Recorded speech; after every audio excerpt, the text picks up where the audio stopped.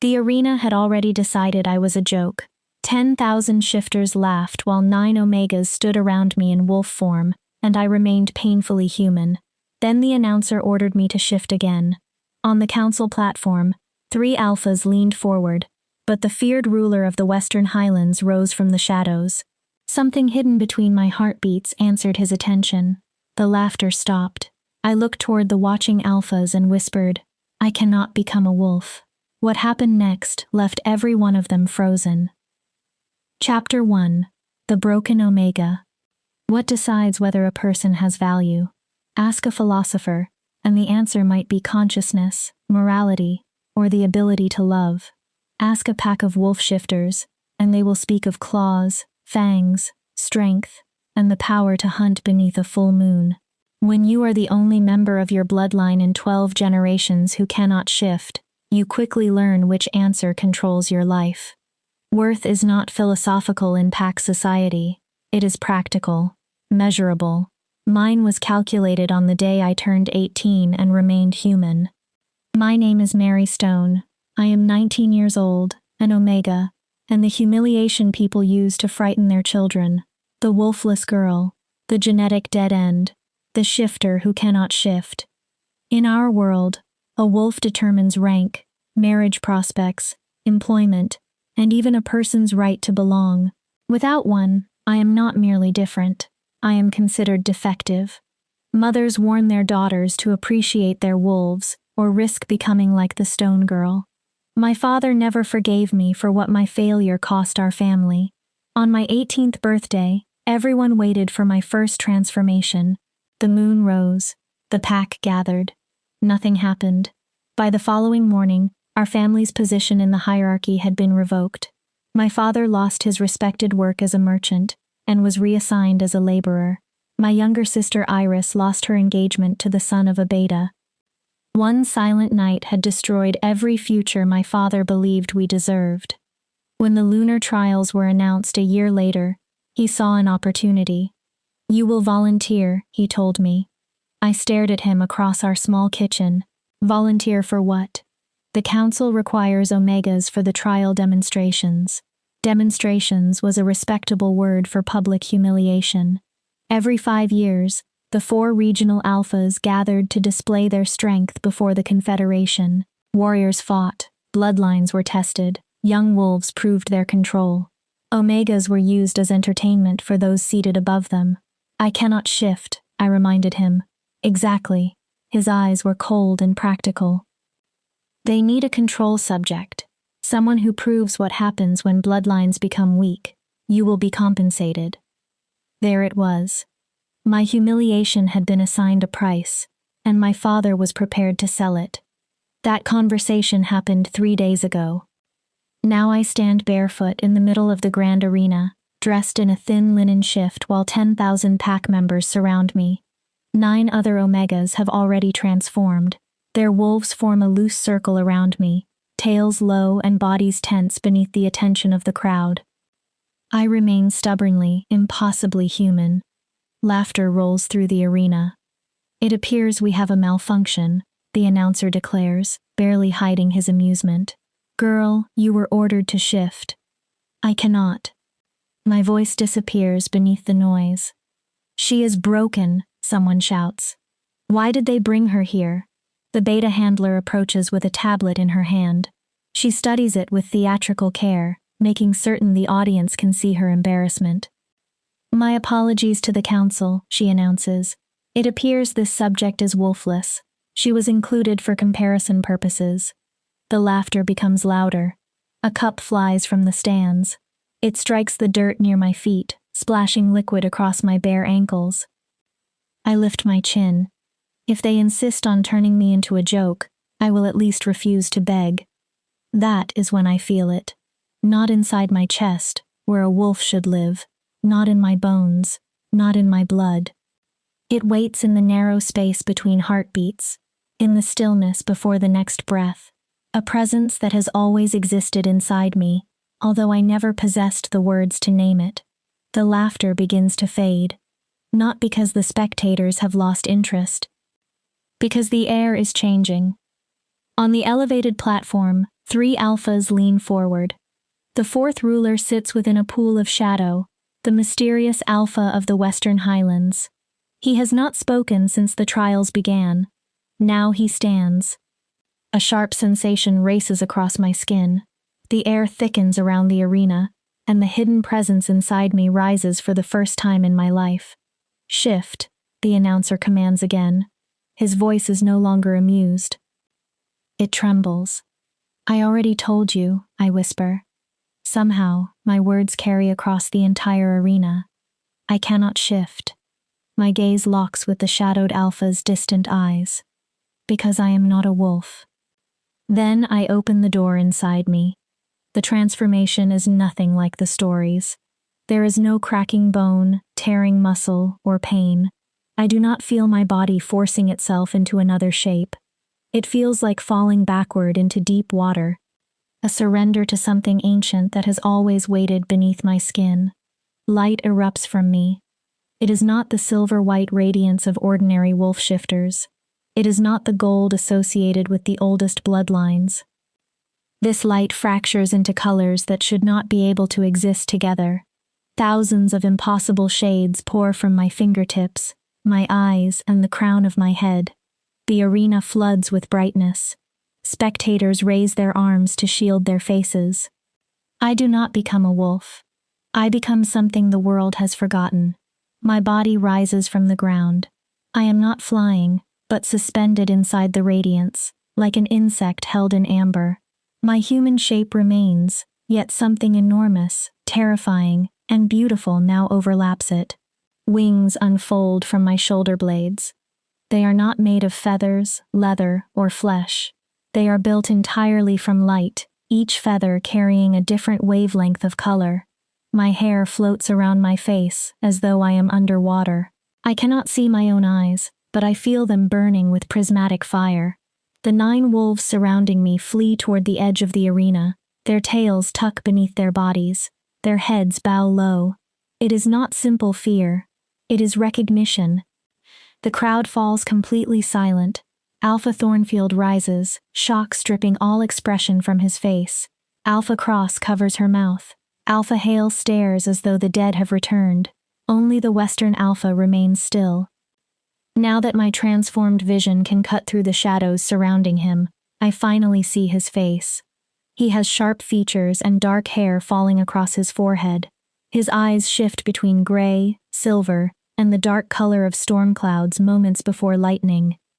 He looks younger than I expected, perhaps in his late 20s. He is beautiful in a way that tightens my chest, but there is something dangerous beneath that beauty.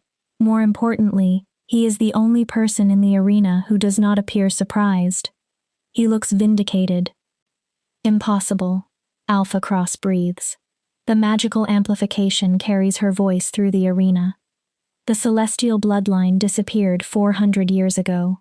Apparently not, Thornfield growls. Alpha Hale rises slowly. Someone explain how a wolfless omega from an insignificant family is manifesting as a celestial. The Western Alpha finally speaks. Because she is not wolfless. His voice is quiet, deep, and powerful enough to cut through the chamber. She never was. All of you were searching for the wrong thing. He descends from the council platform. The crowd moves away from him without being ordered, pressing toward the walls as he crosses the arena. He moves like water and shadow, as if he exists between one state and another. As he approaches, I realize how tall he is, well over 6 feet, with broad shoulders and the controlled grace of a predator. He stops several paces from where I hover. At this distance, I can see what the shadows concealed, the severe line of his jaw, a small scar above his left eyebrow, and the deceptive looseness of his hands at his sides. He looks relaxed, but I know he could strike before anyone saw him move. Come down, he tells me. It is not a command. It is an invitation. I do not know how. I rose through instinct. I have no idea how to return. At his words, the light begins to withdraw. My feet touch the earth. The wings fold behind me and dissolve. The colors dim until I stand on the arena floor in human form once more. My entire body trembles. For 3 heartbeats, no one speaks. Then the arena erupts. Seize her, Alpha Hale shouts. This is a bloodline violation. Celestials are restricted. She should have been registered at birth. She did not know, the Western Alpha replies without taking his eyes from me. Did you? I shake my head. My voice has vanished. It does not matter, Cross says as she descends from the platform. Celestial manifestation falls under council authority. She must be taken into custody for evaluation. Evaluation? Thornfield spits. You mean study. Dissection. You want to know whether her bloodline can be forced back into the population. And what do you want, Kane? Cross turns toward the Western Alpha. For the first time, I have a name for him. Kane. It suits him. Ancient. Marked by violence. Why do you look as if you knew precisely what she was, Alpha Kane? Kane tilts his head.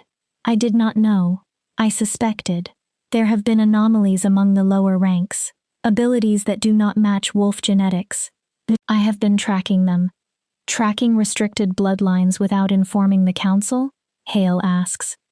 The council has a history of destroying what it fails to understand, Kane answers. I was not prepared to deliver possible celestials into your research programs. The 3 other alphas exchange looks. There is history in their silence. Old anger and political wounds I cannot begin to understand. I am standing at the center of it. This is not your decision, Cross says. The accords are clear. Restricted bloodlines belong under joint council authority. Then we vote. Kane's voice stays calm, but steel lies beneath every word. 4 alphas, 4 votes. The majority decides. I vote that she travels with me to the Western Highlands, where she will receive protection and training. Controlled protection, Hale counters. You want a celestial under your authority. I vote for the Central Research Facility, where she can be properly evaluated. I vote that she remains in the Eastern Territory, Cross says. Neutral ground, where no single alpha gains an advantage. Everyone turns toward Thornfield. He studies me with an intensity that makes my skin prickle. At last, he speaks. I vote that she chooses. The arena explodes with protest. That is not protocol, Hale roars. She is an Omega. She is a Celestial, Thornfield interrupts. That places her above every wolf in this arena, including us. Historically, Celestials advised Alphas. They were never their subjects. If her bloodline is genuine, she possesses autonomy. Something close to amusement touches Kane's mouth. An interesting interpretation of the ancient laws. The correct interpretation. Thornfield looks directly at me. Mary Stone, according to the roster, do you understand what has happened? No. My voice emerges stronger than I expect. You have manifested a bloodline believed extinct, Thornfield says. Celestials were among the original shifters. They were not wolves.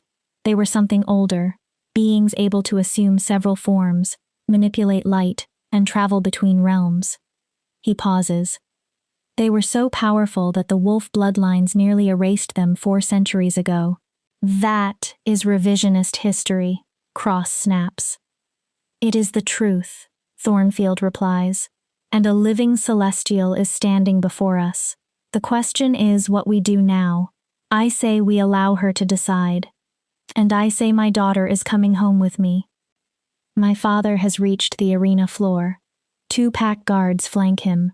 He wears his finest merchant clothes, the garments he once used during important negotiations. His face is flushed with excitement. Not relief. Opportunity. Your daughter? Kane's attention moves toward him like a blade finding flesh. Yes. Mary remains my responsibility until she is claimed by a mate or enters pack service. As her father, I have the right to. You have no rights here. Kane's voice lowers until my bones vibrate. You delivered your daughter to this arena to be humiliated for money. You sold her to the council as a warning about weak bloodlines. Whatever paternal authority you possessed ended when you accepted payment for her degradation. My father pales. Now, Alpha, I was simply quiet. One word carries enough power to force my father's mouth closed. Cain looks at me again.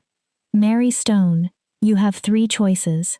Travel with me to the Western Highlands, where I can protect you and teach you control. Go with Cross to the Eastern Territory for study. Or allow Hale to take you to the Central Facility, where researchers will examine every part of you. His eyes move briefly toward the stands. Choose quickly. The crowd will not remain obedient much longer. He is right. The energy in the arena is changing. Shock is fading. People are beginning to understand that my existence threatens everything they believe about bloodlines and power. Fear is replacing wonder. Fear makes crowds dangerous. She deserves time to consider, Cross argues. She needs safety, Cain replies. Immediately. I look at the alphas debating my future as though I am an object they have discovered. Then I look at Cain. He stands slightly apart, waiting for my decision instead of attempting to make it for me. Our eyes meet. I see something I did not expect. Understanding. He knows what it means to be different, to be feared, to have powerful people look at you and see something they must own. I will go with Alpha Cain. My father steps toward me. Mary, you cannot simply. I can. I face him fully. You sold me, father. You brought me here to become a spectacle. You do not get to pretend you care now that I have become valuable. His face turns red. I cannot tell whether it comes from anger or shame. Hale rises again. This arrangement is irregular. I am demanding a formal council review. Demand whatever you like, Cain says. He has moved closer to me. I can feel the heat radiating from him. She leaves with me now, unless you intend to challenge me for her.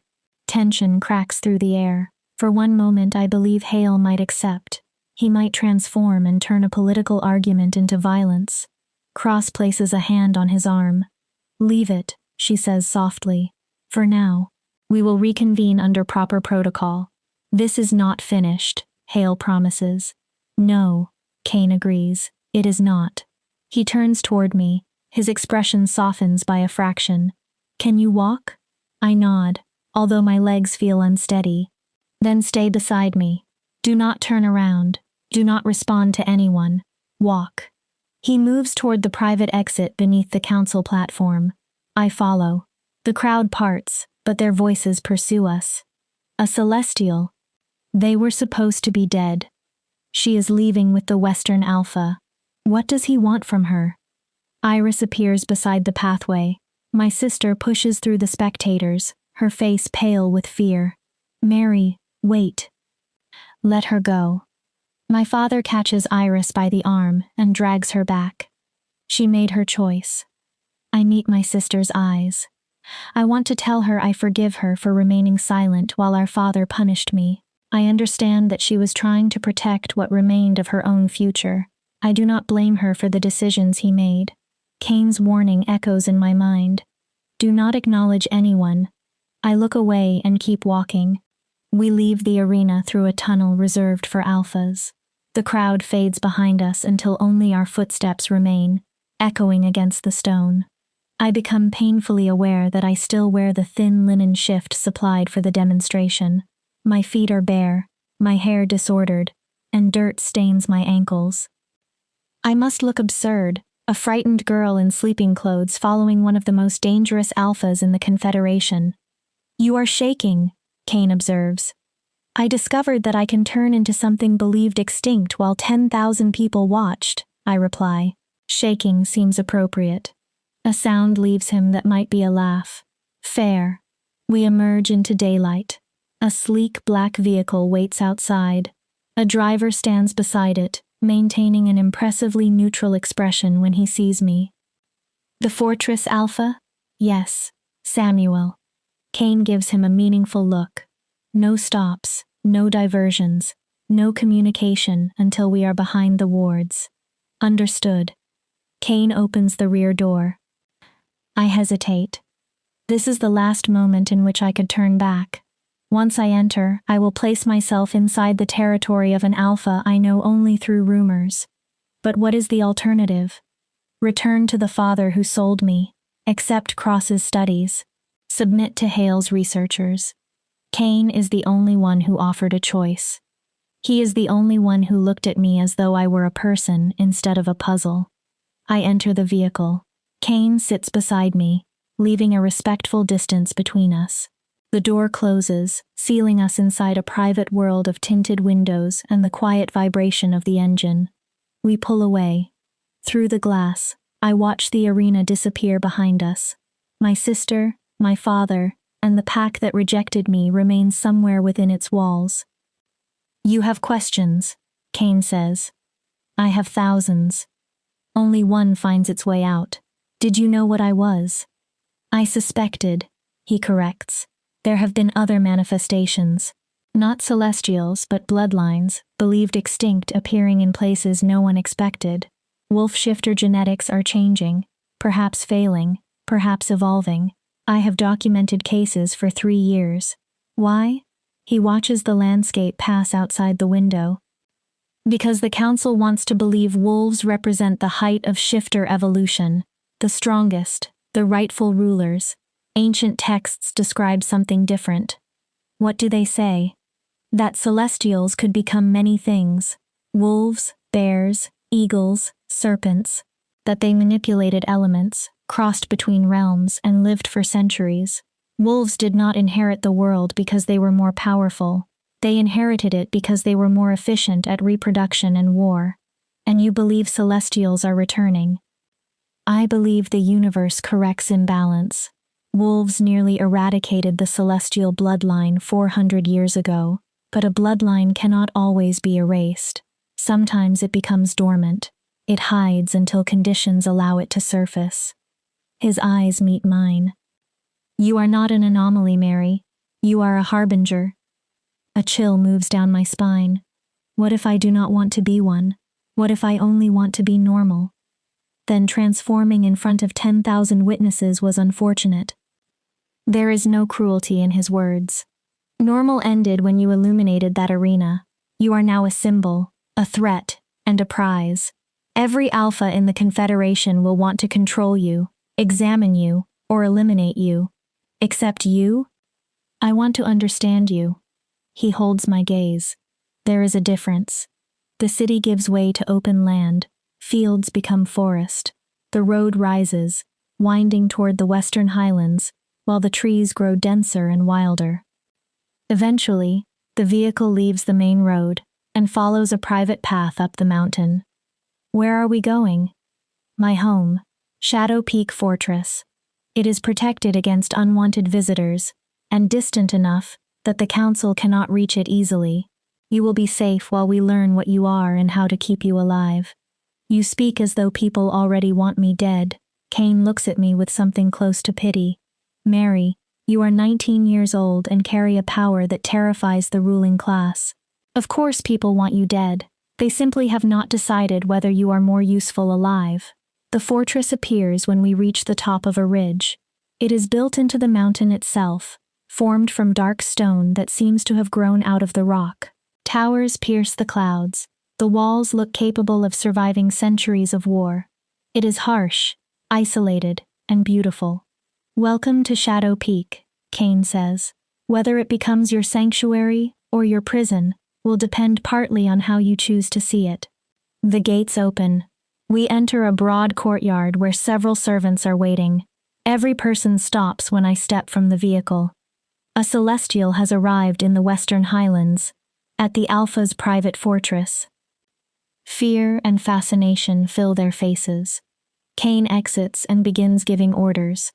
Prepare the East Tower guest rooms. Have a healer examine her for transformation shock. Find suitable clothing. She cannot remain dressed like that.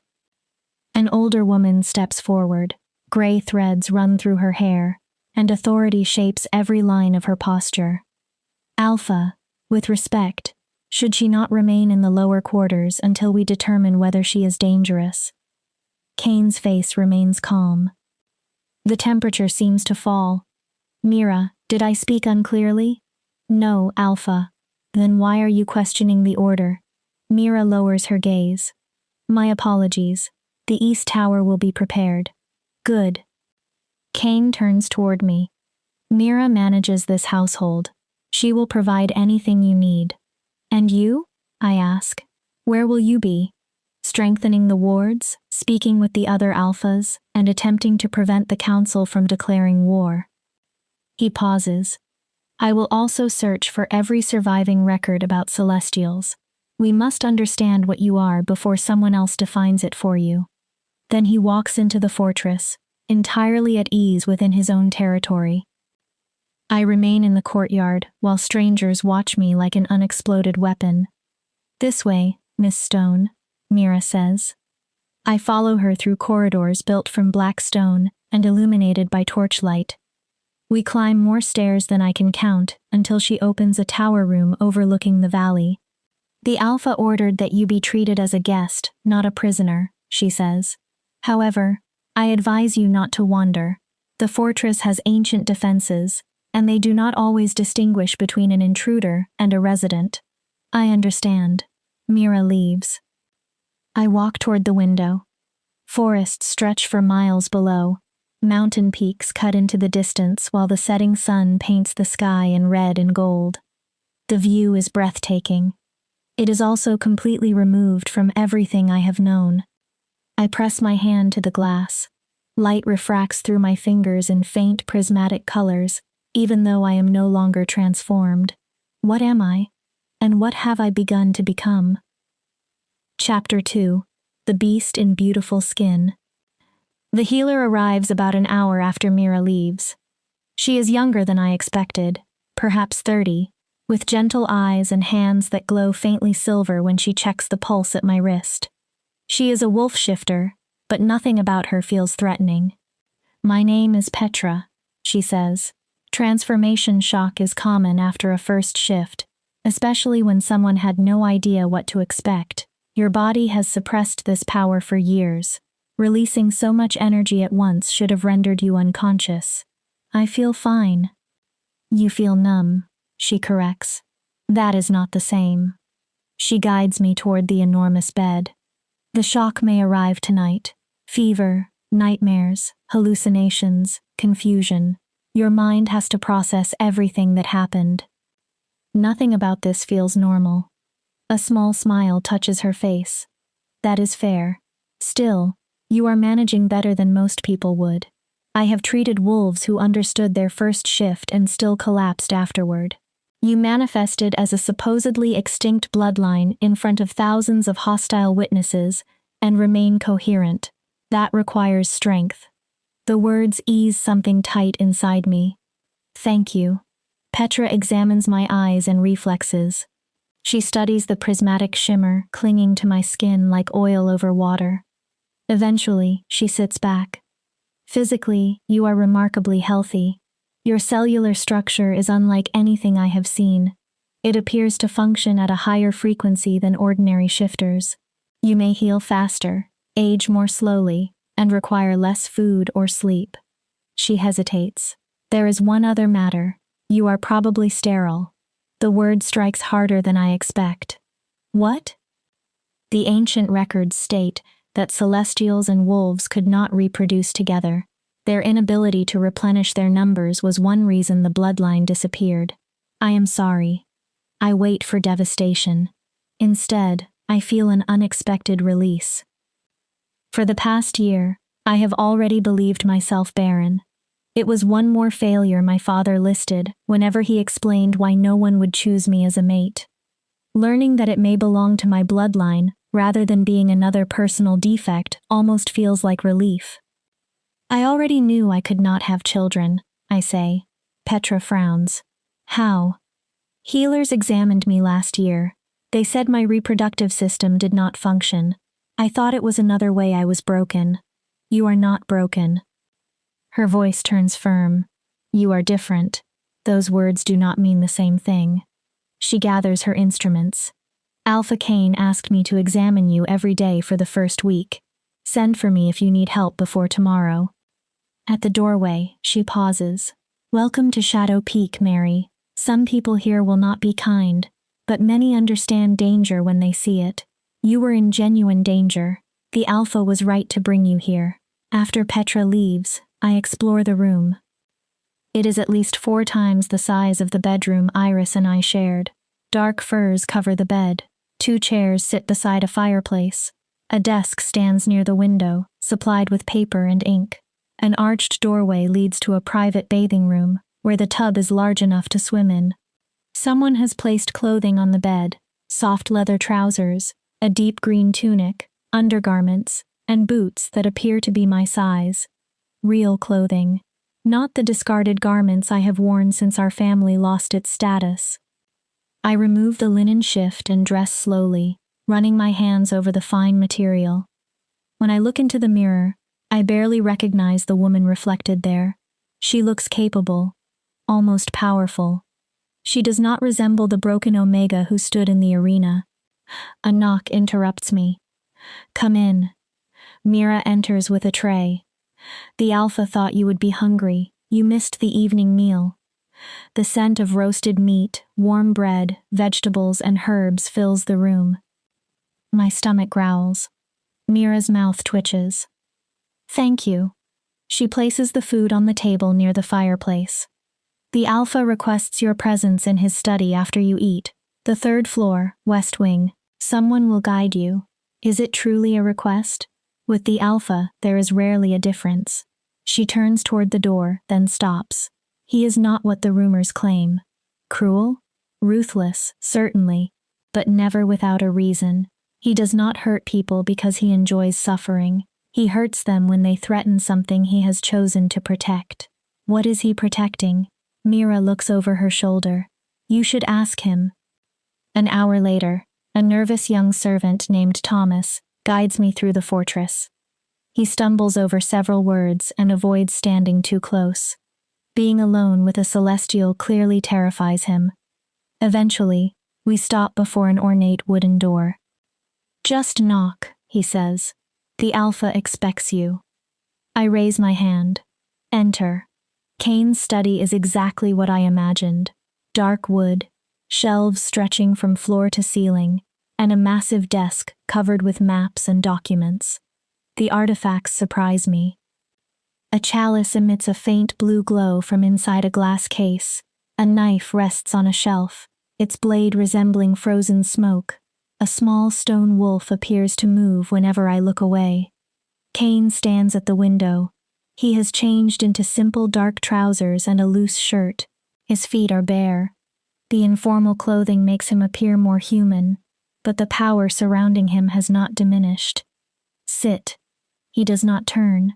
I take the chair facing his desk. "How do you feel?" As though reality was shattered and rebuilt during a single afternoon. Accurate. He faces me. Lamplight sharpens every angle of his features. "I have spent the past 3 hours speaking with the other Alphas. Cross wants to invoke ancient protocols and bring you before the full council. Hale is threatening formal action because I interfered with council business. Thornfield supports me, but largely because he knows Cross and Hale would dissect you if given the opportunity. And what do you want?" Answers. He removes an ancient book from his desk. Cracks cover its leather binding. This is one of only 3 known surviving texts about Celestials. A wolf scholar wrote it after witnessing the final purge 4 centuries ago. He places the book between us. According to this account, Celestials were more than shifters. They served as bridges between realms. They could see what others could not perceive and reach places no wolf could enter. They became diplomats, advisors, mediators, and occasionally warriors. Bridges to where? That is what I hope you can help me discover. He leans against the desk. Describe your transformation. What did you feel? I close my eyes. I was humiliated, angry.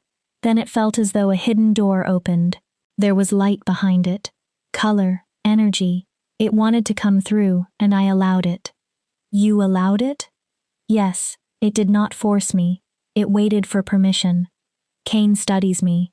The old texts claim Celestials had to consent to transformation. Wolves respond to instinct, Alpha authority, and the moon. Celestials chose whether to shift and what shape to assume. How does that make me dangerous? Because ordinary methods of control may not affect you. Pack hierarchy binds wolves. Alpha commands bind them. Lunar cycles influence them. You may be autonomous in a way that terrifies rulers who depend upon obedience. I do not want to frighten anyone. Wanting has little to do with it. He closes the book. We need to test your abilities somewhere the council cannot observe. A training chamber exists beneath the fortress. It is warded and soundproofed. Young wolves use it while learning control. When do we begin? Tomorrow. Petra expects the shock to reach you tonight. You need rest. He straightens. There is another issue. The council will demand a formal hearing within the week. They will question you, test you, determine your loyalties, and vote on whether you receive autonomy, supervision, or elimination. Yes. Fear moves coldly through my chest. Can they simply decide I am too dangerous to live? The council possesses broad authority over restricted bloodlines, and no bloodline is more restricted than yours. His expression hardens. But they cannot touch you while you remain under my protection. The Western Highlands are sovereign. They would have to confront me first. Why are you doing this? The question escapes before I can stop it. You do not know me. Why risk conflict with the council? Cain remains silent so long that I expect no answer. Then he says, because I know what it means to be different, to be viewed as a weapon instead of a person. Something unguarded enters his eyes. The council once tried to control me. They failed. I will not allow them to succeed with you. There is pain beneath his words, but before I can ask about it, he opens the study door. You should sleep. Tomorrow will be difficult. I stand. Alpha Cain. Cain, he interrupts. Formalities are unnecessary now. Cain, thank you, for giving me a choice, for bringing me here. I know my presence complicates your life. Life was already complicated. His expression softens. You are merely a more interesting complication than most. The nightmares arrive deep in the night. I dream of transformation, but not the beautiful shift from the arena.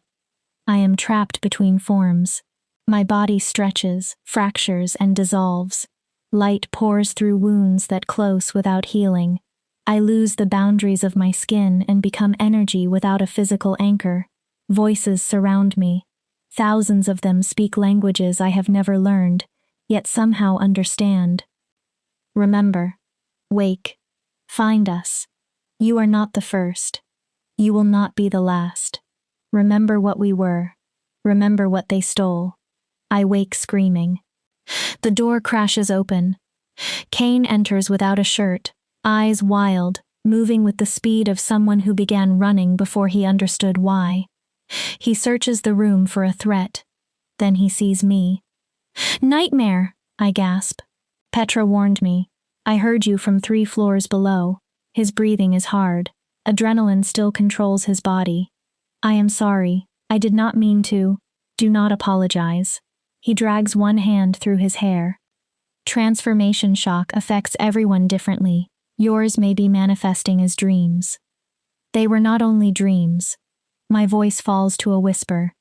I heard other celestials. His attention sharpens. What did they say? I repeat everything I remember. With every sentence, his expression becomes more serious. Celestials may have shared a collective consciousness, he says. The texts mention communication across great distances. They exchanged knowledge and felt one another's deaths. You believe the voices still exist? I believe the consciousness may be dormant. If enough celestials awaken, it could become active again. Then there are others like me. There may be, or there will be. Your manifestation could trigger other sleeping bloodlines across the Confederation. He sits on the edge of my bed. The casual gesture surprises me. This is larger than we understood, Mary. You may be the first stone to fall. I draw my knees toward my chest. I am frightened. Good. Fear encourages caution. He rises. Try to rest. Someone will remain outside your room in case the nightmares return. Wait. He stops. The voices told me to remember what the wolves stole. What did they take from the Celestials besides their lives? Moonlight cuts across his face. Everything, he says quietly. Their history, culture, language, even their name. Celestial is the word wolves used. No surviving record tells us what they called themselves. That was genocide. Yes. He leaves and closes the door softly. I do not sleep again. I watch darkness give way to morning while the sun rises above the mountains. I wonder what memories lie inside my blood, waiting for me to find them. By dawn, I have made a decision. I will remember. I will search for the others. And I will do everything within my power to ensure that no one erases us again, even if that places me against the council ruling our world. Chapter 3. The Training and the Question. The training chamber is not what I expected. Cain leads me deep beneath the inhabited levels of the fortress. We pass storerooms and kitchens, then descend stone stairs that become older and more worn with every level. The air grows cooler and damper. Energy presses against my skin. Shadow Peak was constructed over ancient ruins, Cain explains. No one knows who built the original foundations. They understood magic in ways modern shifters have lost. We reach a door carved with symbols I cannot read. Cain presses his palm to the wood. Silver light moves through the carvings. The door opens without sound. Beyond it lies a circular chamber nearly 100 feet across. Smooth black walls absorb the torchlight. Interlocking circles and ancient symbols cover the floor. At the center stands a raised platform surrounded by invisible pressure. Young wolves train here during their first transformations, Cain says. The wards prevent them from harming themselves or anyone nearby. They should contain your power as well. Should? We have never tested them on a celestial. That is reassuring. We begin slowly. What does slowly mean? Transform. I stare at him. That is all? Do not try to maintain the form. Do not force control. Call the light and release it again. I step onto the platform. Cain remains near the edge of the chamber, watching me. How do I begin? Use whatever feels natural. Wolves rely on emotion. Anger, fear, joy. Strong feelings break the human shape. You described your shift as opening a door. Find that door. I close my eyes. I search for the presence between my heartbeats. For several minutes, I feel nothing except my breathing, my racing pulse, and cold stone beneath my feet. Then something shimmers at the edge of my awareness. It does not demand. It waits. I reach toward it as I might reach for a hand in darkness. Light answers immediately. It floods through me with overwhelming force. Colors without names fill my vision. My feet leave the platform while wings unfold behind me. Energy pours from my body in waves, strikes the walls, and returns altered. Good, Cain calls. Hold it. Do not allow it to consume you. You are not the light. You are the one directing it. But he is wrong. I am not directing anything. The light and I are partners. Neither commands the other.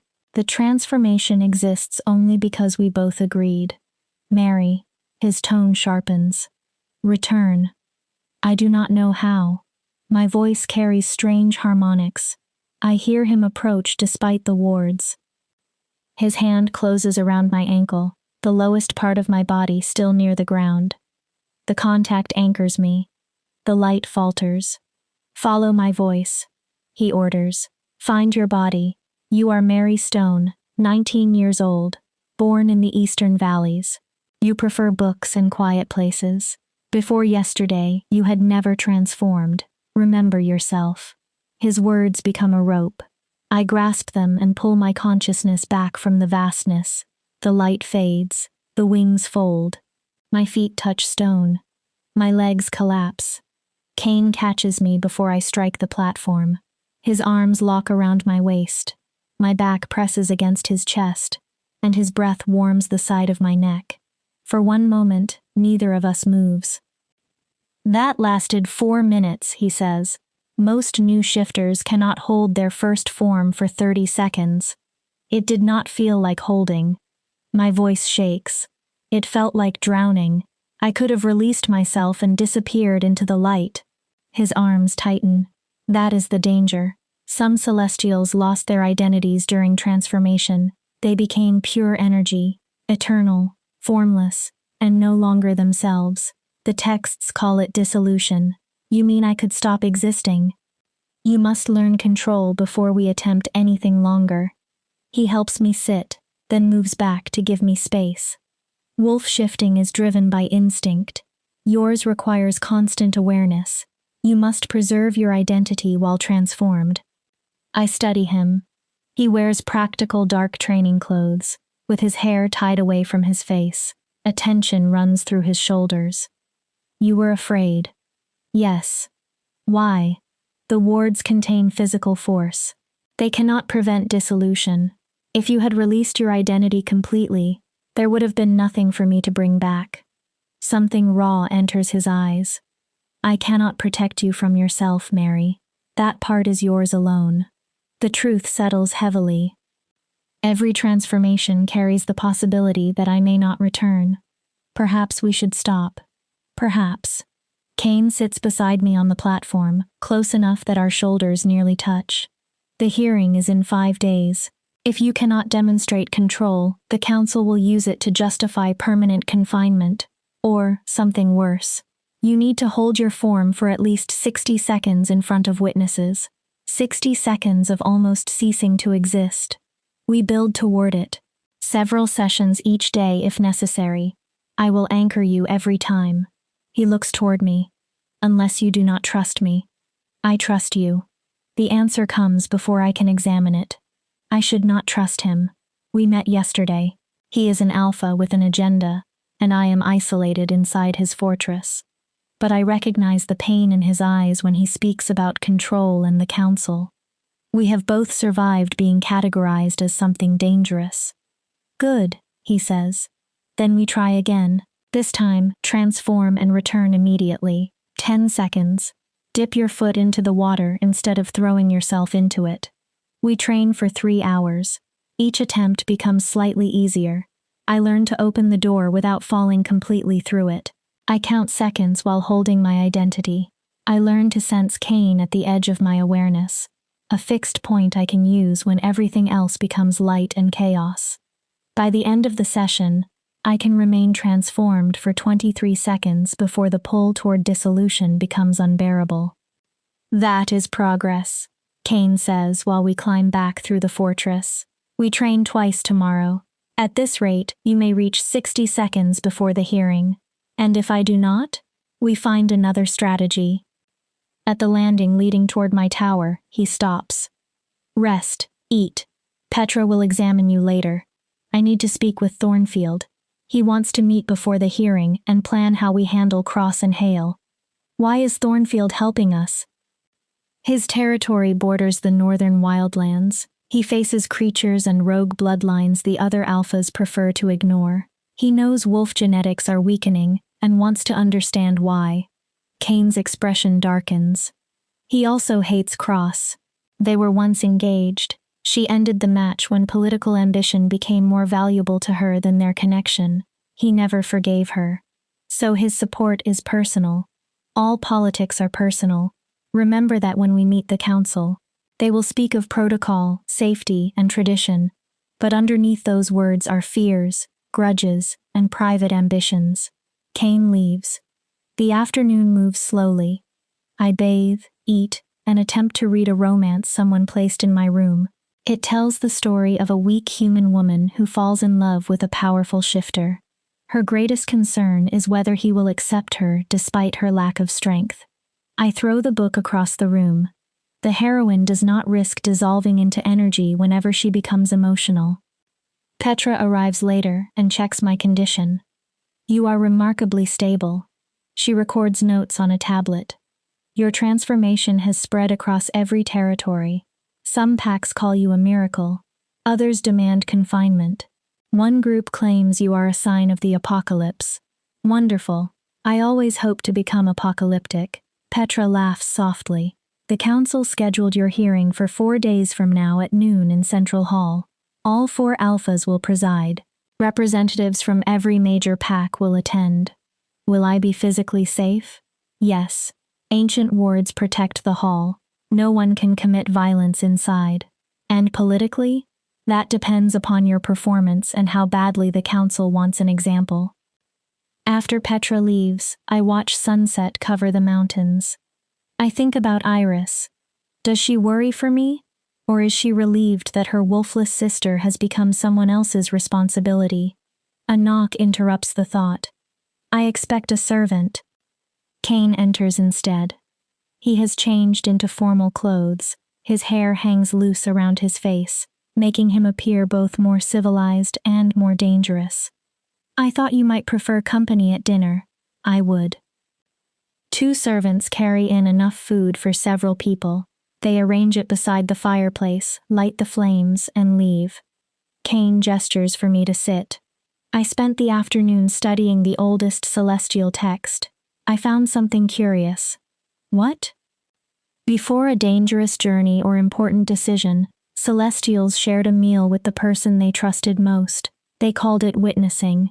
If the celestial did not return, someone would remember their true intentions and who they had been. You want us to witness each other? I want you to know that whatever happens at the council, I will remember Mary, not merely the celestial, the political threat, or the power everyone wants. Emotion tightens my throat. I nod. We eat quietly for a while. After days of fear and exhausting training, the ordinary peace feels precious. May I ask you something? Anything. You said the council tried to control you. What happened? His face closes. It is a long story. We have time. For several moments, I believe he will refuse. Then he sets down his glass. I was not born to become alpha. My older brother inherited that position. I was intended to serve as his beta. He looks into the fire. When I was 20, I developed abilities that did not match wolf genetics. I could manipulate shadows, travel through darkness, and see wavelengths invisible to ordinary shifters. The council declared you restricted. Yes, they wanted to examine me, breed me, and determine whether the power could be reproduced. What did you do? I challenged my brother for leadership. I killed him during ritual combat and claimed the Western Highlands before the council could seize me. He meets my eyes. There is no shame or regret in his expression. You killed your brother. He intended to surrender me. I chose survival over family. I would choose the same again. The brutality should horrify me. Instead, I understand. When people decide that your body belongs to them, survival changes the meaning of morality. Does being different become easier? No. You learn to build walls. You allow very few people close enough to see you clearly. Eventually, you accept that most will never understand, and that their failure is not yours. Have you allowed anyone close? His smile turns bitter. Once, she was a beta from the Eastern Territory. Intelligent, beautiful, ambitious. I believed she saw me rather than my abilities. She was a spy sent by Cross. What happened? I exiled her. She died while crossing the Winter Mountains. I am sorry. I am not. That was 5 years ago. Since then, I have been careful about trust.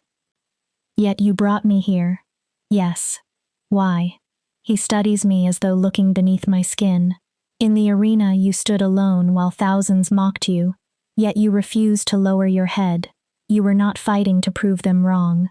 You were enduring, surviving. His voice softens. Then you transformed, and I understood you were like me, someone who slipped through the spaces between what the world expects and became something it has no name for. I am not strong like you. I cannot fight. I barely understand how to exist. Strength is not only violence. Strength is refusing to disappear because others would prefer you gone. His hand moves across the table and pauses near mine. You survived a year as a wolfless Omega. You survived your father's betrayal. You survived the arena. You are stronger than you believe. His fingers close around my hand. The contact sends a shock through me. There is attraction, but something else runs beneath it. Recognition, connection, the first sense in years that I may not be entirely alone. Thank you, I whisper. For dinner, training, everything. You do not need to thank me. I do. We remain with our hands joined while the fire burns beside us. Eventually Cain withdraws and stands. It is late. We train tomorrow. Thornfield arrives the following day and will want to assess you before the hearing. Will he be friendly? Thornfield is never friendly. He is fair and exceptionally good at understanding people. Cain reaches the doorway, then stops. Mary, the council will ask questions designed to trap you. They want you to confess that you are unstable and dangerous. What should I say? The truth. You do not owe them explanations, apologies, or demonstrations beyond what is necessary. You only owe them the truth of who you are. And who am I? A small, genuine smile touches his face. That is what we will discover together. When he leaves, I remain beside the fire. Something dangerous is forming between us, more than gratitude, less defined than love, a bond built from the knowledge of what it means to exist without a category. Tomorrow we train again. Thornfield comes the next day. 4 days from now, the council will decide whether I deserve freedom. Tonight, for a few stolen hours, I feel almost safe, almost understood, almost certain I might survive. Chapter 4: The Diplomat and the Discovery. By the 3rd day, I can remain transformed for 47 seconds. It is still not enough. Each session leaves me exhausted and shaking. The longer I hold the form, the stronger dissolution pulls at my consciousness, as though gravity increases with every passing second. Again, Cain says, I need a moment. The council will not give you one. There is no cruelty in his voice, only determination. In 2 days, I will stand before the most powerful shifters in the Confederation. They will search for any excuse to imprison me. I close my eyes and reach for the door. Light floods through me. The colors are becoming familiar. Warm gold gathers in my chest. Cool silver traces my spine. Prismatic brilliance forms the wings. Each color seems to have a purpose, although I do not yet understand it. I count. 1, 2, 3. Cain's presence remains at the edge of my awareness. Solid, real. 10, 11, 12. My wings spread. I sense currents in the air, tiny changes in temperature, and the electromagnetic shape of the wards. 20, 21, 22. My identity begins to blur. Where does Mary end? Where does the light begin? 30, 31, 32. You are doing well, Cain calls. Keep counting. 40, 41, 42. Dissolution draws me outward. It would be easy to stop resisting. I could become light and escape the council, the fear, and the burden of being the first celestial in centuries. Mary. Cain's tone becomes commanding.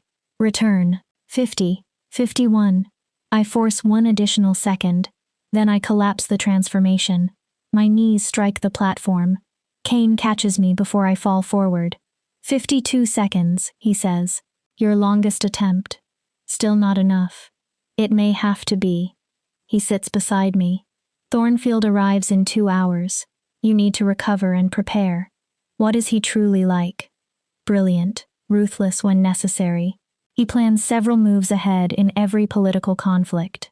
Cain considers his next words. He is also lonely. Leadership isolates every alpha, but Thornfield feels it more than most. His territory stands at the edge of civilization. You sound as though you understand. I do. His gaze settles on me. We are all lonely in different ways. Mira arrives in my tower carrying a deep blue velvet dress woven with silver thread. The color emphasizes the prismatic quality that has remained in my eyes.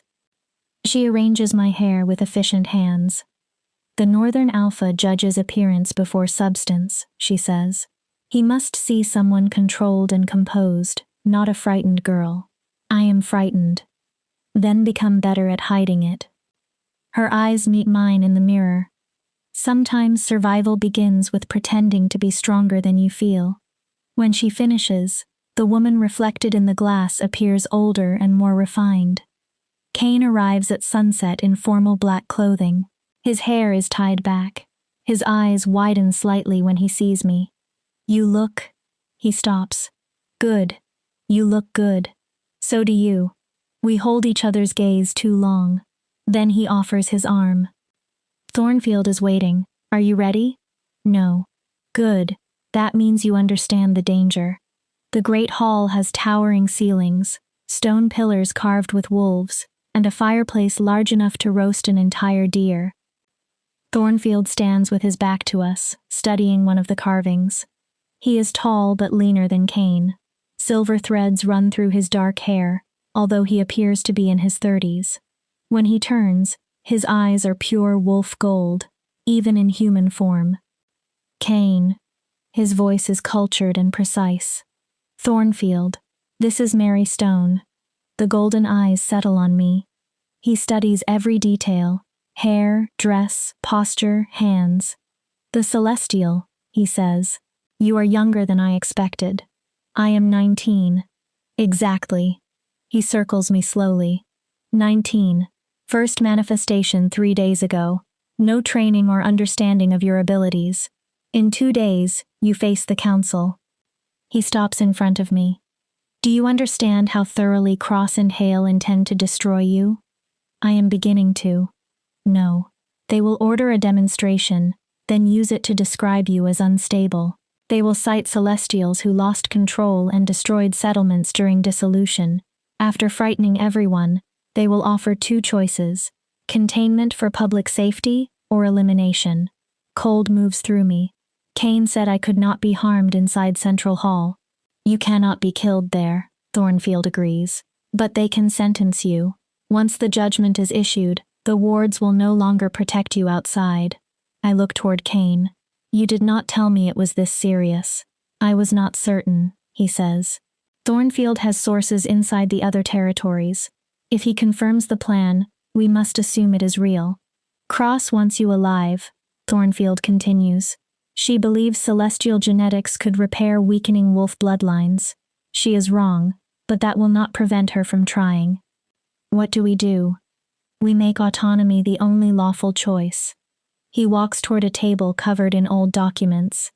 Ancient law states that a celestial cannot be confined without consent unless that celestial has committed a crime. You have committed none. They will argue my existence is dangerous. Then you demonstrate perfect control and make action against you politically expensive. Thornfield unfolds an ancient charter. This grants Celestials the right to serve as independent advisors to any Alpha who asks for their counsel. If you formally accept a position before the hearing, you gain protections the Council cannot easily override. You want me to become Cain's advisor? I want you to possess options. As a free Celestial, you are vulnerable. As an advisor of the Western Highlands, an attack against you becomes an attack against Cain's sovereignty. I turn toward Cain. Is that what you want? To bind me to your territory? I want you alive, he answers. Everything else can be negotiated. There is a complication, Thornfield says. The charter requires the Celestial to demonstrate clear purpose and unwavering loyalty to the chosen Alpha. How? The Council will test the bond. They will attempt to create doubt and prove that the relationship is nothing more than political theater. What kind of bond are they expecting? Thornfield and Cain exchange a look. Celestial Alpha relationships were rarely only political, Thornfield says. They were deeply personal. The Council will expect evidence that you selected Cain specifically, not merely because he was convenient. You would need to show that you consider him worth protecting, Cain adds, that you would fight beside him rather than simply hide behind his authority. Can you do that? Thornfield asks. I remember Cain anchoring me during transformation, sharing dinner, trusting me with his past, and refusing to take away my choices. Yes, it is not entirely performance. I do trust him. Something real has begun between us, even if I cannot yet name it. Thornfield nods. Tomorrow, we prepare the charter. You both sign it before witnesses. At the hearing, Cain invokes its protection when Cross challenges your control. And if they ignore the charter? Then we have a greater problem. It would mean the council is willing to abandon 4 centuries of law. For the next 2 hours, Thornfield explains likely questions, political weaknesses, and possible outcomes. He examines every council tactic as though cutting apart a living body. Before leaving, he turns toward me. There will be a moment during the hearing when you must choose between truth and safety. They will offer an answer that protects you if you betray what you believe. His golden eyes remain fixed on mine. Choose truth. The first compromise makes the second easier. Eventually, nothing remains of who you were. Thank you for helping me. I am not doing this only for you. A world in which difference automatically means danger is not a world I intend to preserve. You are the event, forcing us to confront what the Confederation has become. He looks at Cain. Protect her. She is more important than any of us yet understand. After Thornfield retires, Cain and I remain alone in the hall. Are you all right? He asks. I do not know. It is too much. Yes. He steps closer. I have become comfortable with his presence. His nearness no longer creates fear. It creates anticipation. The charter suggests a personal bond, he says. I need you to understand that it does not have to become anything beyond politics. Whatever we perform at the hearing does not obligate you afterward. I know. If it became more... He stops and begins again. If our time together developed into something genuine, I would not object. My heart beats hard. You are interested in me as more than a celestial problem. Yes. The answer is direct. But I will not pressure you. Anything between us exists because we both choose it. I move closer. When you look at me, what do you see? A political asset? A celestial? Or Mary? He slowly reaches toward my face, giving me time to move away. His fingers brush a strand of hair aside. I see someone who refused to disappear when the world wanted her gone. Someone who endured an arena without begging. Someone who becomes light and still fights to remain human. His fingertips warm my skin. I see strength hidden beneath vulnerability. Someone worth protecting because of who she chooses to be, not because of what she is. No one has ever spoken about me that way. Then no one has been paying attention. His hand lingers. I need to tell you something before the hearing. I am not skilled at trust. I spent 5 years constructing walls because walls felt safer than betrayal. Vulnerability flickers across his face. You are passing through them. That frightens me. I do not know how to become what you may need. What I need is someone who sees a person instead of a problem. Someone who respects my choices and pushes me to become stronger without punishing me when I am weak. I take a breath. You already give me that. That is basic decency. Basic decency is rarer than you believe. I meet his eyes. Whatever happens at the hearing, my loyalty is not entirely an act. You saved me from the council, and from believing I had no value. That matters. He studies my expression, searching for obligation and finding none.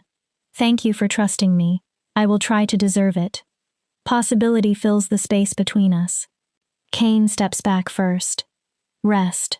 Tomorrow we sign the charter. At dawn the following day, we leave for Central Hall. At the doorway, he turns. Remember what Thornfield said.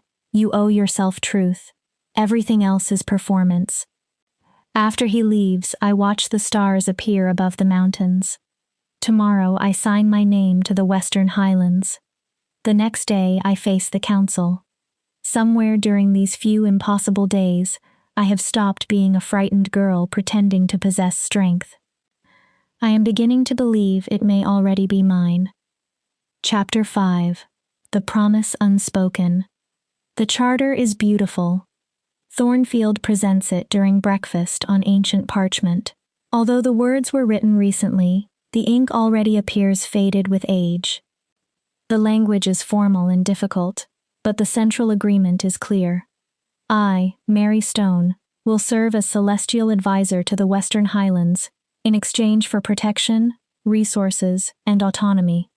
The bond remains permanent unless Cain and I agree to dissolve it.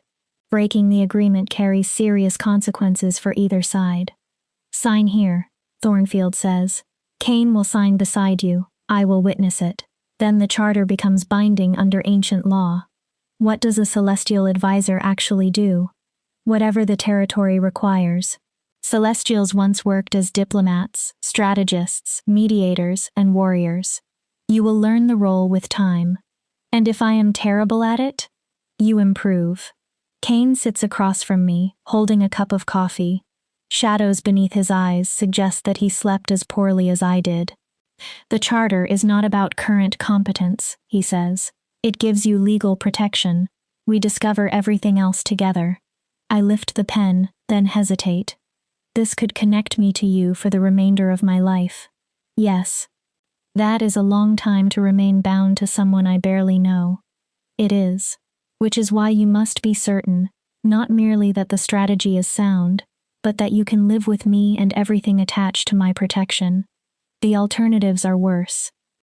Facing the council alone would leave me vulnerable and without legal standing. Cross and Hale have already made their intentions clear. Or I can bind myself to an alpha who has been honest, respected my choices, and treated me like a person. I sign. My hand remains steady as I write Mary Stone. Cain signs beside me. His signature is bold and decisive. Thornfield adds his elaborate mark beneath ours. Completed. Mary Stone is now the official celestial advisor to the Western Highlands and falls under Alpha Cain's protection. He rolls the parchment. I will carry this to Central Hall myself. Thank you. Save your gratitude until after the hearing. We have not won. We have only obtained a chance. He looks at Cain. Keep her alive until tomorrow. I will attempt it. When Thornfield leaves, Cain and I remain with the weight of what we have done. The charter changes our relationship. I am no longer a temporary refugee sheltered by an alpha. The law binds us together through a connection that has not existed between a celestial and an alpha for 4 centuries. How do you feel? Cain asks. Committed. Frightened. As though I signed away my life. You did not surrender it. You chose a direction. He moves toward the window. I understand this is not ideal. You are attached to a territory you barely know, a role you do not understand, and a man you met days ago. He turns. But I will never use the charter against you. It grants legal authority, but I will not control your personal choices. Even when I make the wrong one? Even then, the council's containment removed every part of my agency. They made decisions supposedly for my safety. I swore I would never do that to someone else. Protection and control are not the same. Most people never learn the difference. We spend the morning in one final training session. I hold the transformed state for 58 seconds. It is agonizingly close to the target, but the dissolution pull becomes overwhelming. Cain's voice is the only thing guiding me back. I collapse into his arms. We are out of training time, he says. What happens if the council demands more than I can give? Then we adapt. His arms hold me briefly before he helps me sit. You have accomplished in 4 days what once required years. That matters. Remarkable does not mean safe. Nothing about you is safe, Mary. He brushes damp hair away from my face. That is one reason you are extraordinary. That evening, Mira helps me pack. Everything I own fits inside one bag. The realization makes me laugh. What is amusing? She asks. 5 days ago, I possessed nothing except shame and ruined dreams. Now I possess slightly more nothing, but the clothing is better. Mira's expression softens.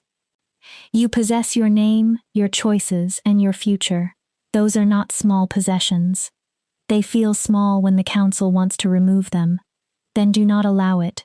She folds a dress. I have served Cain for 3 years. The council pressure, the isolation, and the constant possibility of confinement would have broken many alphas. He survives because he refuses to become smaller for them. She looks at me. You share that quality. I saw it when you entered the courtyard. terrified but unbroken. Hold on to it. Did Cain ask you to tell me this? Cain never discusses emotional matters. He understands strategy and remains nearly useless with feelings. A slight smile appears. But I have watched how he sees you. He pushes you during training, yet catches you before you fall. When you are absent, he speaks of you as though you are a mystery he genuinely wants to understand. We barely know each other. Sometimes people recognize one another quickly, especially when they have been lonely in the same way. She closes my bag. I am not telling you what to feel, only that a powerful man who respects boundaries is unusual. One who recognizes both strength and vulnerability is rarer. After Mira leaves, I watch my last sunset before the journey. A knock sounds. Cain enters carrying a bottle and 2 glasses. I thought you might prefer company before the battle. Company would be welcome. He pours amber whiskey. It burns my throat and settles warmly in my stomach. We sit beside the fireplace. Nervous? He asks. Terrified. So am I. He drinks. I have faced the council before, but never with anything this important at risk. If they reject the charter, I do not know what I will do. You will respect the ruling because you must. Will I? His eyes are dark. For 5 years, I have obeyed their restrictions, because war would hurt my pack. This feels different. If they try to take you, I will fight. Perhaps not inside the hall, but afterward.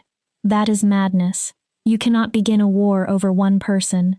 Wars have begun for less worthy reasons. He leans forward. You are not merely one person to them. You are proof that their hierarchy is failing. If I allow them to destroy you, I become complicit in everything I claim to oppose. You have known me less than a week. Sometimes recognition happens quickly. His words echo Mira's. In 4 days, you have shown more courage than most demonstrate in a lifetime. You are kind to servants who fear you. You endure training that nearly kills you. You remain honest when lies would be easier. His voice deepens. When I look at you, I see someone real. I am tired of fighting only for territory and political principles. I want to fight for something that matters. My hands tremble as I set down my glass. What are you saying? The charter makes our connection legal. I want the possibility of more. He struggles for the words. Partnership, trust, someone who can see the worst parts of me without leaving. After Cross's spy, I believed I would never risk it again. You make me want to try. That places a great deal on me. I know, I should not tell you this the night before the hearing, but if something goes wrong tomorrow, you need to understand that my protection is personal, not only political. The question that has existed between us finally becomes clear. Not marriage, not forever. Will you remain? Will you allow something real to grow? Will you risk caring for someone complicated and damaged? A life behind walls would be safer. Nothing could reach me. Nothing could love me either. I cannot promise forever, I say. I cannot promise next week. I can promise honesty. He waits. You frighten me, not because you are dangerous, but because you matter. In less than a week, you have become someone I do not want to lose. That terrifies me more than the council. Hope and vulnerability move across his face. That is enough. I am a disaster, Cain. I am 19. I have no training. I almost dissolve every time I transform. I am not the powerful political asset you may need. You are someone fighting to survive with courage, intelligence, and a refusal to surrender. He interrupts gently. That is everything that matters. He extends his hand, palm upward. An invitation. I study the scars across his knuckles and the slight tremor in his fingers. It is the hand of a warrior, a killer. It is also the hand that has caught me whenever I fell. I place mine inside it. His fingers close. We sit in silence while firelight moves across the room. Whatever happens tomorrow, he eventually says, the council will attempt to define you as a threat, an asset, or a problem. Do not accept their language. His thumb moves slowly over the back of my hand. You are Mary Stone. You survived being wolfless, in a society that worships wolves. You became something they thought extinct. You learned control in days. You decide who you become. I will attempt to remember that when they order me to hold longer than I can. If they do, I will intervene. The charter prevents them from exploiting your abilities. You will be beside me? Every moment. Thornfield will also be there. We face it together. Together. The word feels unfamiliar after years of isolation. We speak for hours about ordinary things. Childhood, books, memories, and the small details that create a life. Kane tells me what it meant to grow in the shadow of an older brother.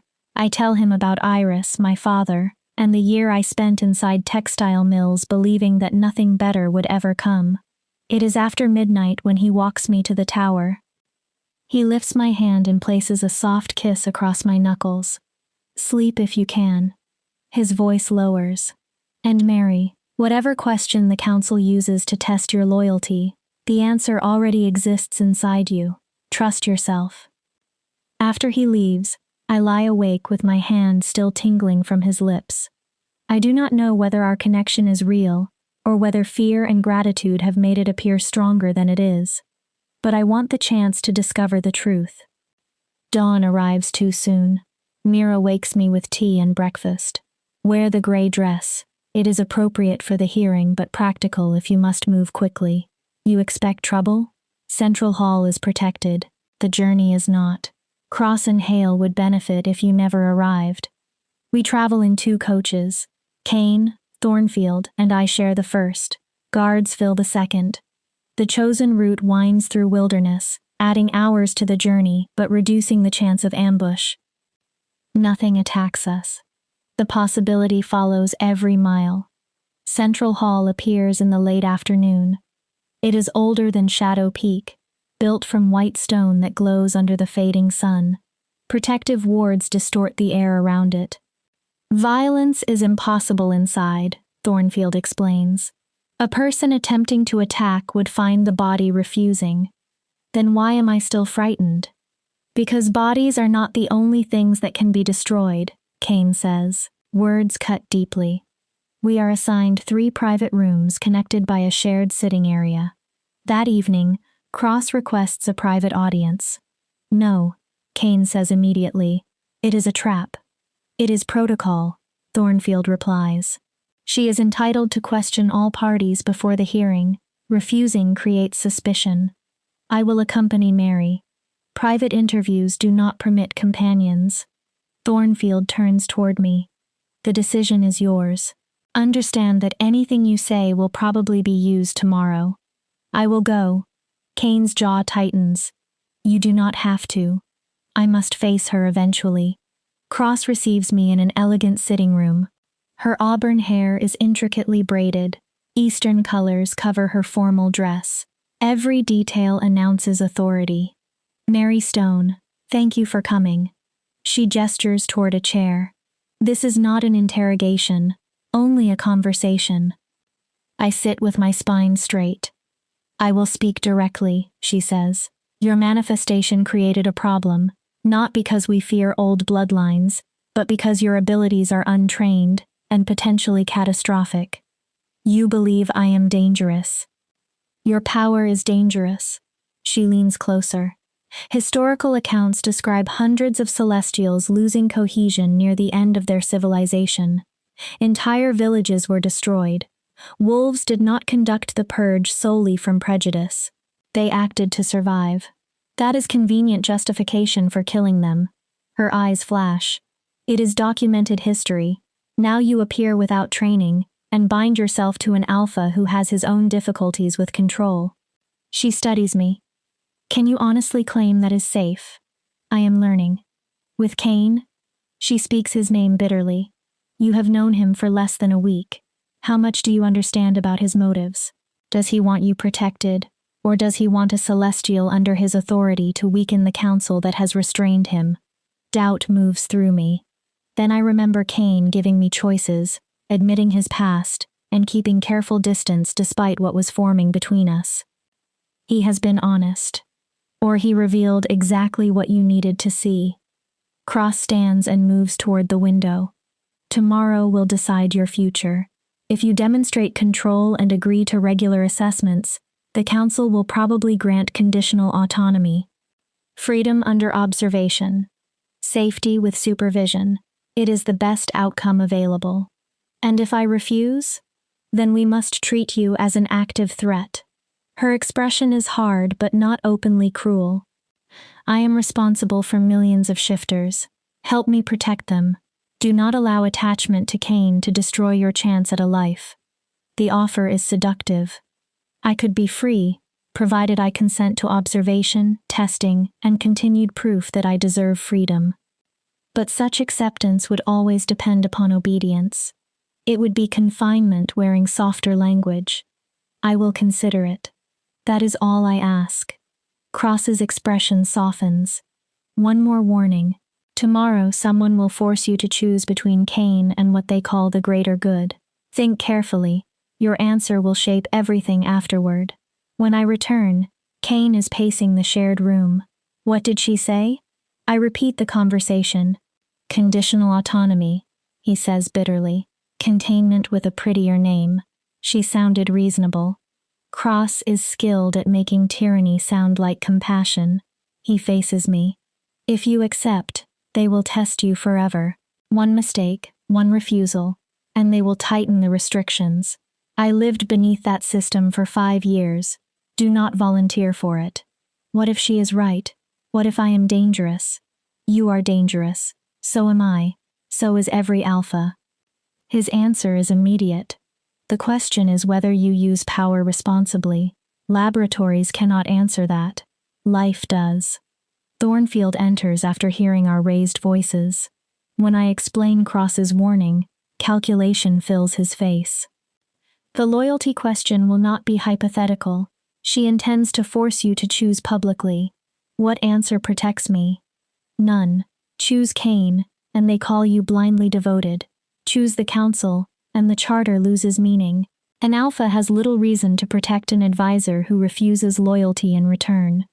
So every answer becomes evidence against me. Cain takes both my hands. You choose what is true. If you believe Cross offers the right path, say it. If you believe remaining with me is right, say that. His gaze is intense. I am not asking you to choose me. I am asking you to choose yourself. Later, alone at my window, I stare across the grounds of Central Hall. Tomorrow they will ask the question. Tomorrow I must answer.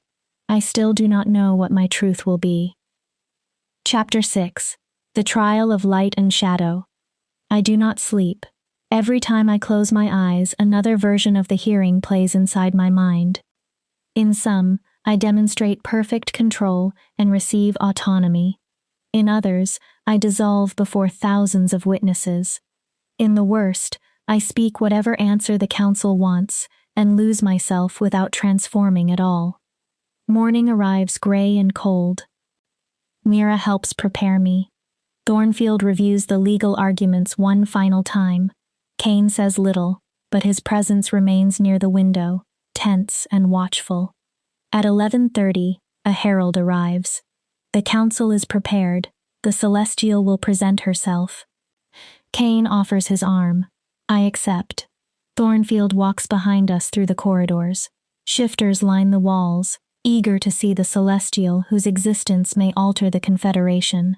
The hearing chamber is vast and circular, beneath a domed ceiling. 4 thrones occupy the cardinal points: north, east, south, west. Thornfield sits at the northern position. Cross occupies the east. Hale waits in the south. A man sits upon the western throne. My steps stop. He has Cain's face, Cain's dark hair, Cain's powerful build, Cain's sharp features. But Cain is beside me. His hand remains beneath mine. Understanding strikes like ice. The man seated on the western throne cannot be Cain if Cain stands at my side. The doors close behind us with a thunderous boom. The man beside me speaks. I am sorry, Mary. You needed to see the truth here. His voice has changed. It is rougher. On the western throne, the real Alpha Cain rises. Mary Stone, thank you for presenting yourself. I turned toward the man who trained me, shared meals with me, held my hand, and promised I would never be alone. His face begins to blur. The features remain similar, but shift enough to expose a different man, softer lines, greener eyes, lighter hair, and a scar I have never seen.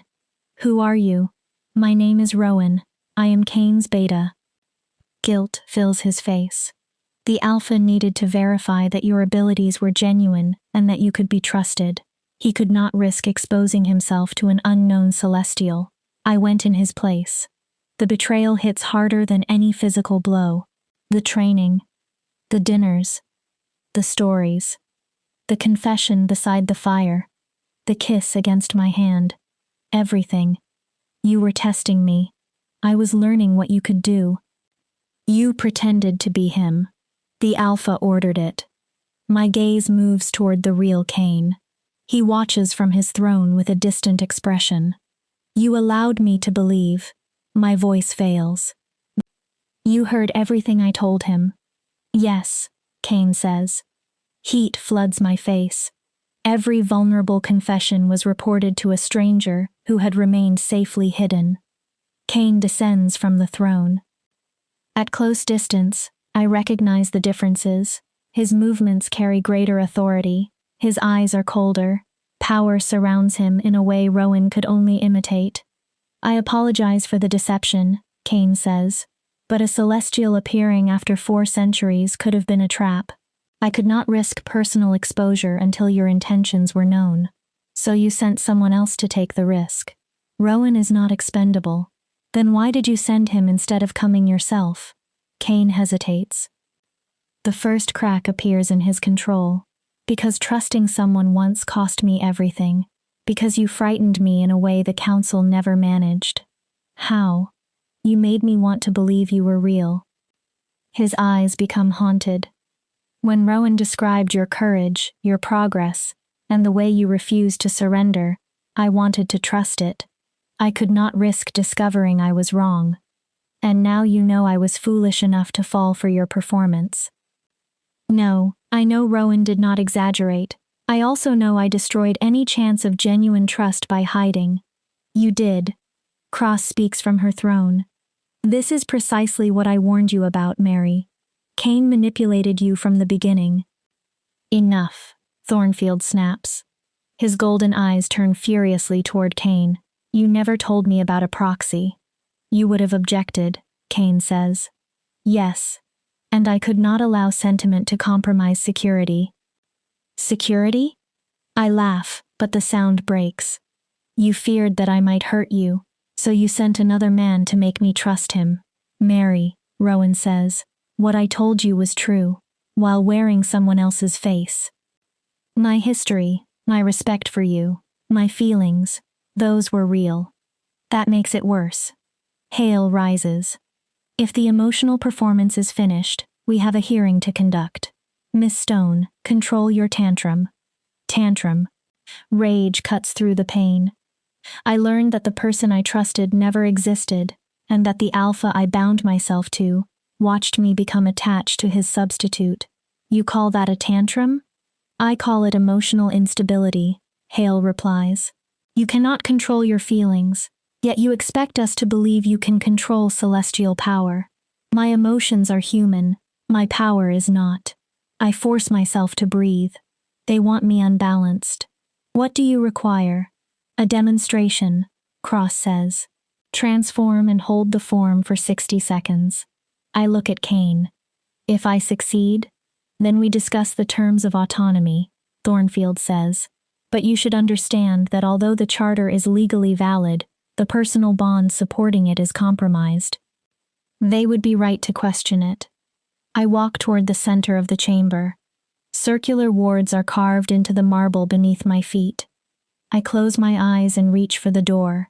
It resists. When it finally opens, the light is sharper and angrier than before. Crimson cuts through gold. Deep blue bleeds into silver. My wings unfold with enough force to send wind through the chamber. Transformed sight reveals every emotion. Fear in Cross. Satisfaction in Hale. Regret in Cain. His regret hurts the most. I count. 1, 2, 3. Dissolution pulls harder than it ever has. My emotional anchor has shattered. Why preserve a human identity when being human means betrayal? 10, 11, 12. She is unstable, someone whispers. 20, 21, 22. Her cohesion is failing. 30, 31, 32. They are correct. My consciousness spreads across too much space. It would be so easy to disappear and never face the humiliation of being deceived before the entire Confederation. 40, 41, 42. Mary, Rowan calls. Come back, you can do this. His voice no longer anchors me. I cannot trust it. 50, 51, 52. You have demonstrated enough, Thornfield says. Return. I continue. If they are determined to judge me, they will see everything. 60, 61, 62. Mary. The real Cain's voice strikes with alpha authority. Stop now. The command hits my body like force. My transformation collapses. I fall toward the marble with enough speed to break bone. I never reach it. Cain catches me. Not Rowan. The real Alpha crossed the chamber before I saw him move. His arms absorb the impact. Terror fills his eyes. 73 seconds, he says roughly. You held the form for 73 seconds, longer than any celestial described in the records. Release me. No, your consciousness is still scattered. I said let me go. I struggle. His grip remains firm. Not until you are stable. You pushed too far. His face is close to mine. And I am sorry. I made the wrong choice. I will spend as long as necessary earning your trust. You cannot restore what never existed. It existed. He forces me to meet his eyes. Every truth Rowan spoke came from me. He carried my history, my thoughts, my fear, and my hope. I was a coward for refusing to face you directly, but the feelings were not false. Then prove it. My voice is bitter. Stand before the council and tell them why you truly brought me to Shadow Peak. No substitute, no performance. You. A decision enters his expression. Cain rises while still holding me, then faces the council. You want to know why I brought Mary Stone to the Western Highlands? His voice fills the chamber. Not for research, not primarily for political advantage. I brought her because I saw someone who survived circumstances that should have destroyed her. I recognized my own isolation in her eyes. He looks down at me. For 4 centuries, the celestial bloodline was believed dead. Then the universe returned one now. I wanted to understand why. That is sentiment, not an argument, Hale says. It is truth. Cain faces him. The charter is necessary because Mary needs protection from people who see her as a thing to contain. I am tired of watching this council destroy what it cannot control. Bold words from an alpha we have contained for 5 years, Cross says. You have not contained me. You have delayed me. Cain's arms tighten. Mary just held a celestial transformation for 73 seconds with almost no training, while under emotional distress and surrounded by hostile witnesses. She is not the problem. Your fear is. The chamber erupts. Cross and Hale demand supervision. Thornfield invokes the charter and ancient law. Voices collide until individual arguments become impossible to distinguish. Cain continues to hold me steady. Despite my anger, I lean into that stability. I hate that I need it. I hate that it feels real. Thornfield finally strikes his fist against the throne. Enough. Silence spreads. We have reached an impasse. The charter is valid, but the bond supporting it was created through deception. Mary demonstrated extraordinary control, but also instability under distress. He looks toward me. I propose a compromise. You remain protected in the Western Highlands and undergo monthly assessment by a neutral evaluator. After 1 year without harmful incidents, you receive full autonomy. 1 year of supervised freedom. A path toward actual freedom. More than Cross or Hale intend to offer. I look at Kane. The guilt in his expression is genuine, but so is the calculation that placed me here. I have a condition. Every eye turns toward me. The charter is rewritten. Not between me and Alpha Kane, between me and Rowan. Shock moves through the chamber. Cross leans forward. Explain. Rowan trained me. Rowan earned my trust. Rowan was the person I formed a bond with, regardless of the face he used. I keep my eyes on Kane. I will remain in the Western Highlands under Rowan's daily protection. Kane may preserve whatever authority the law requires, but he will not be the person I am expected to trust. That is not how celestial charters traditionally function, Kane says. Then change the tradition. I push against him. This time he releases me. I stand alone, unsteady but upright. You wanted me alive. This keeps me protected. You wanted me inside your territory. This keeps me there. But you do not get the part of me you deceived. Kane remains silent. Then he nods. If that is your choice, I accept it. He looks at me directly. But changing the charter does not erase my responsibility. I remain accountable for what I did. I know. I face the council. Do we have an agreement? Thornfield looks toward Cross and Hale. A silent negotiation passes between the three. Cross nods. Hale follows. Agreed, Thornfield declares. The charter will identify Rowan as Mary's direct supervisor, while Kane retains the legal authority required by the ancient structure. Monthly evaluations begin in 1 month. The hearing ends. Technically, I have won. I possess protection, legal standing, and a path toward freedom. The victory tastes like ash. The person I believed I was building something with never existed in the form I knew. Trust does not heal simply because the liar regrets the wound. As the crowd begins to leave, Rowan approaches. Mary, I know you have every right to hate me, but everything I felt was real. The respect, the connection, the desire for something more. It was real for you. It was not real for the man whose identity you wore. I matter. The rewritten charter ensures you will remain nearby because you are someone I know. Do not confuse survival with forgiveness. Pain crosses his face. He nods. I understand. I will earn your trust again, however long it takes. Kane approaches only after Rowan steps away. He stops beyond arm's reach. Changing the charter was clever. It was survival. I meet his eyes. You wanted proof that I could be trusted. Now you have it.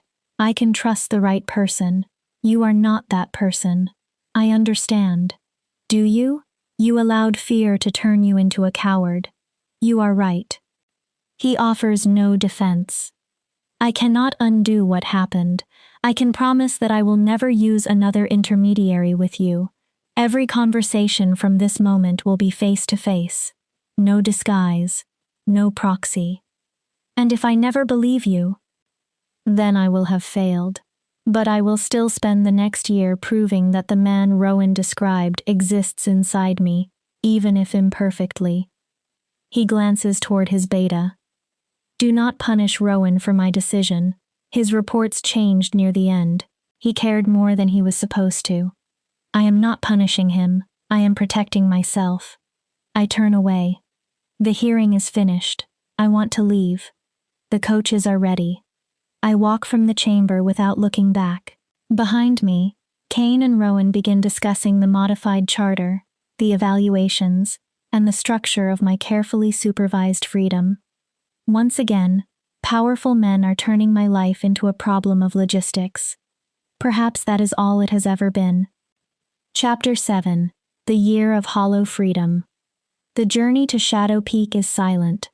I ride in the first coach with Rowan. Kane follows in the second with Thornfield. The arrangement was Rowan's suggestion. He thought I needed distance from the Alpha. I resent that the gesture is considerate. You do not have to speak to me, Rowan says after nearly an hour. I understand if you need time. I do not need time. I need honesty. For the first time, I study his actual face without Cain's features over it.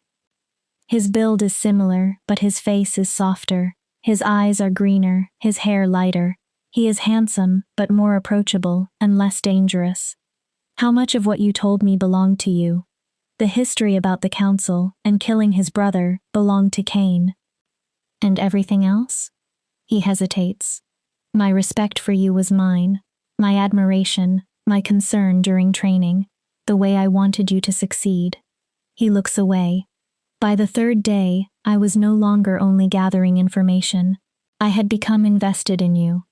When you held my hand at dinner, when you told me I was not alone, that was me. You still lied. Yes, Cain commanded it, and I obeyed. Anguish enters his eyes. If I could return to the beginning, I would tell you the truth even if it cost my position. What we built mattered to me. I want to preserve my anger because anger feels protective. But the truth is complicated. Rowan followed orders. Cain created the deception. The patience, respect, and care Rowan gave me were genuine.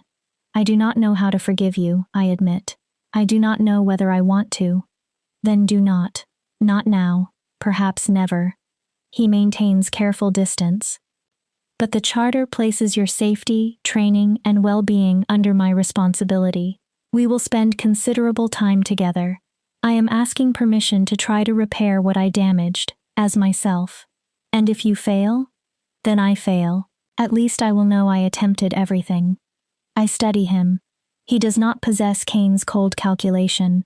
Perhaps that is not a weakness.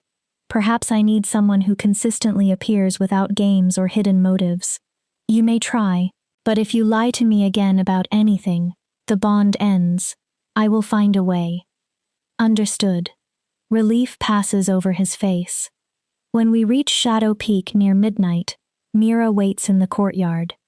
The East Tower is prepared. Food is waiting. What has the pack heard? That you demonstrated remarkable control, that your charter was modified, and that you remain under supervision. Her gaze briefly moves toward Cain's second coach. They have also heard about the proxy. I imagined they would. She walks with me toward the tower. At my door, she stops. Do not let anyone make you smaller because you were hurt. The staff, the pack, the alpha. Everyone will decide how quickly you should heal and whom you should forgive. Her eyes move toward Rowan. Your pain belongs to you. So does the pace of your recovery. Thank you. After Mira leaves, Rowan remains outside the doorway. She is right. The charter requires cooperation and communication. It does not require friendship, forgiveness, or trust. That is fortunate. He straightens. Rest. We resume training tomorrow afternoon. I want to know whether you can repeat the 73-second transformation without extreme distress. He pauses. You were magnificent today. You stood before 4 alphas and forced the council to change an ancient agreement. Cain wanted to know whether you were worth protecting. A small smile touches Rowan's face. You proved you are worth far more. The following weeks settle into routine. Rowan trains me twice each day. He watches from the chamber's edge and anchors me whenever dissolution becomes too strong. We occasionally share meals to prepare for evaluations. Books arrive in my tower, histories of celestials, political records, and everything I need to survive in the Confederation. I barely see Cain. He respects the distance I demanded. When we pass in corridors, he offers a polite nod but never approaches. Once, I notice him watching from the gallery above the training chamber. When our eyes meet, he leaves. His distance should feel like victory. Instead, it feels hollow. The man I wanted distance from was Rowan wearing Cain's face. The real Alpha remains almost entirely unknown. By the end of the first month, I can hold transformation for 90 seconds. I shift and release at will, remain conscious throughout, and perform simple movements while transformed. Dissolution still calls, but I have learned to resist. The council sends its evaluator. Dr. Helena Voss is a middle-aged wolf shifter with sharp eyes and even sharper questions. For 3 days, she conducts physical, psychological, and magical tests. Rowan attends every session.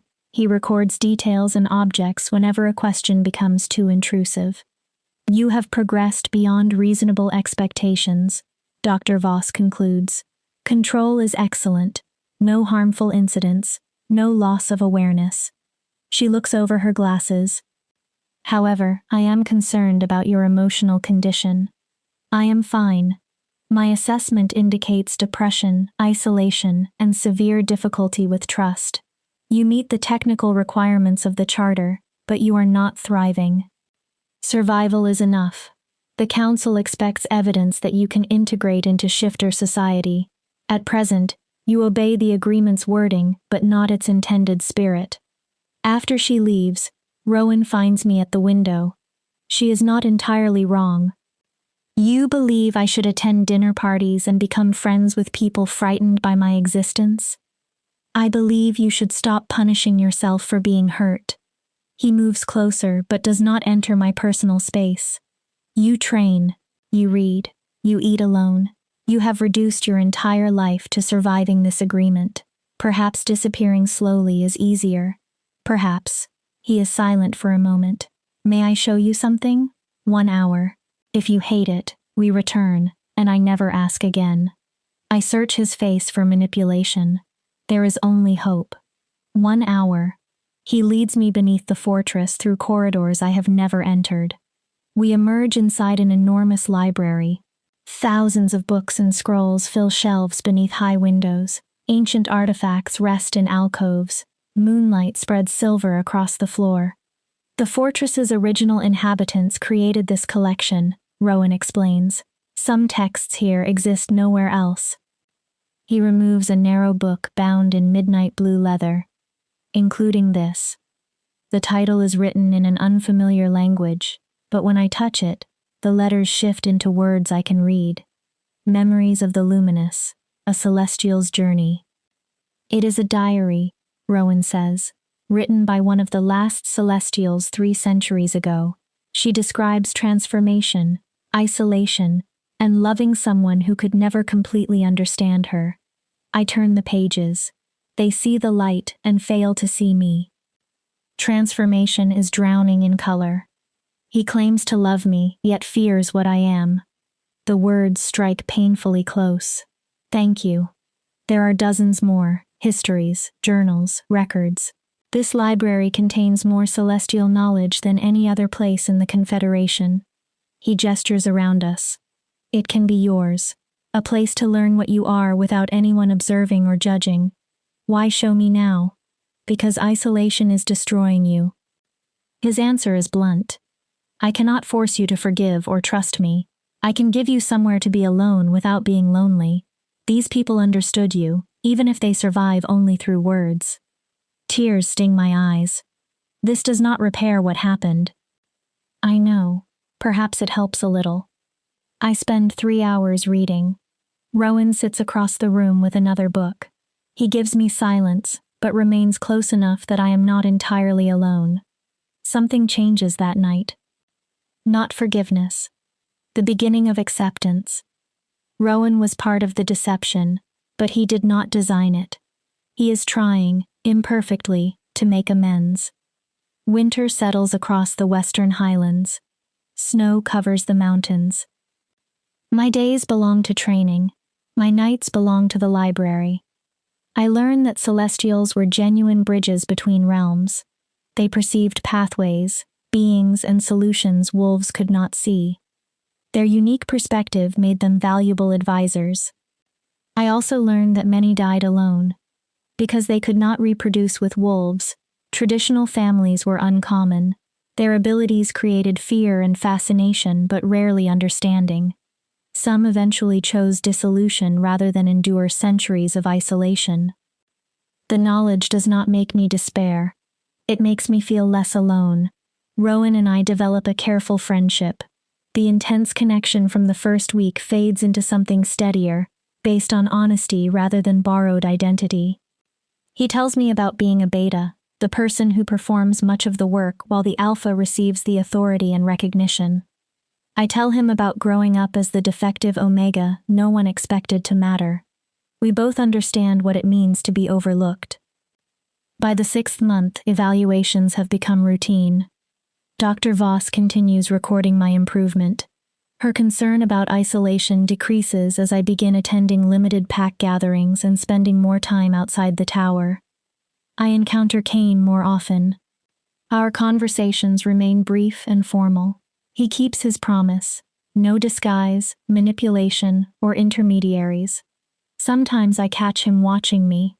I cannot decide whether the expression is regret, analysis, or something more. I never ask. In the 9th month, a rogue creature attacks the western border. It is a hybrid, not entirely wolf, and not anything else the guards recognize. Its body appears twisted by deliberate alteration. 3 guards are injured before Rowan asks whether I am willing to help. You are under no obligation, he emphasizes. The charter does not require combat. I go. The creature is enormous and clearly suffering. It attacks anything nearby because pain has erased every other instinct. When it sees me, recognition enters its eyes. Or hope. I transform, not to fight, but to communicate. Prismatic light surrounds it. Its thoughts reach me as emotion rather than language. Pain. Confusion. The desperate wish to become what it was before someone turned it into a weapon. I cannot restore its body. I can offer release. For 9 months, I have resisted dissolution. Now I extend it toward another being. My light breaks the creature's physical bonds, turning corrupted matter into pure energy. There is no pain. Its final emotions move from suffering to relief, then gratitude, then silence. I return to human form and fall to my knees. The clearing is empty except for stunned guards and Rowan. What did you do? A guard whispers. Mercy. Word spreads through the territory. The Celestial can offer peaceful death to beings trapped inside unbearable bodies. The pack's fear becomes more complicated. Wariness remains, but now respect and gratitude exist beside it. That night, Kane asks to meet inside the library. My territory. He enters cautiously. I heard what happened. He searches for the correct word. It was extraordinary. It was necessary. You discovered an ability no one expected. You can offer dissolution to another being, and that makes me more dangerous, more valuable. He holds my gaze. Our healers cannot end suffering that way. Your ability is a gift. The Council will try to control it. Yes. They will fail. I know. He is quiet. Dr. Voss's latest report exceeds every requirement. Unless something changes, the Council will have no legal reason to deny autonomy when the year ends. 3 months. Yes, then every decision becomes yours. Something like loss crosses his face. Where you live, whom you serve, what you do with your abilities. That is what I wanted. I know. He turns toward the door, then stops. Watching you grow into your power has been a privilege. Whatever you choose when the charter ends, I am grateful I witnessed it. He leaves before I can answer. The words create an ache I do not understand. I should feel only relief. In 3 months, I will have no supervision, obligation, or legal bond. I can go anywhere. Why does the thought of leaving feel like loss? Rowan finds me an hour later. How do you feel? Relieved, afraid, confused. I look at him. I spent 9 months waiting for freedom. Now that it is close, I do not know what I want. What choices do you have? Leave. Stay. Serve another territory. Disappear somewhere quiet where no one knows what I am. Do you want obscurity? I do not know. Frustration roughens my voice. A year ago, I only wanted not to be worthless. 6 months ago, I wanted not to be alone. Now I have value, ability, and people who care whether I survive. I spread my hands. Why am I not happy? Because freedom without purpose can become another empty cage. Rowan leans forward. You spent your life defined by what you lacked. Then you became defined by what others feared. But who are you when no one else supplies the answer? I have no response. Wolfless. Celestial. Threat. Asset. Responsibility. Every identity I possess came from someone else. I have 3 months to decide. I will help however I can. He offers his hand. I take it. The gesture is familiar now, built from companionship rather than attraction. As we return to my tower, I realize Shadow Peak has become more like home than any place I have lived. Mira matters to me, Petra matters, Rowan matters. Even Cain, with his respectful distance and impossible regret, matters. When the charter expires, I must choose among freedom, purpose, home, and connection. I do not know whether I can keep all of them. Chapter 8. The Wedding That Changed Everything.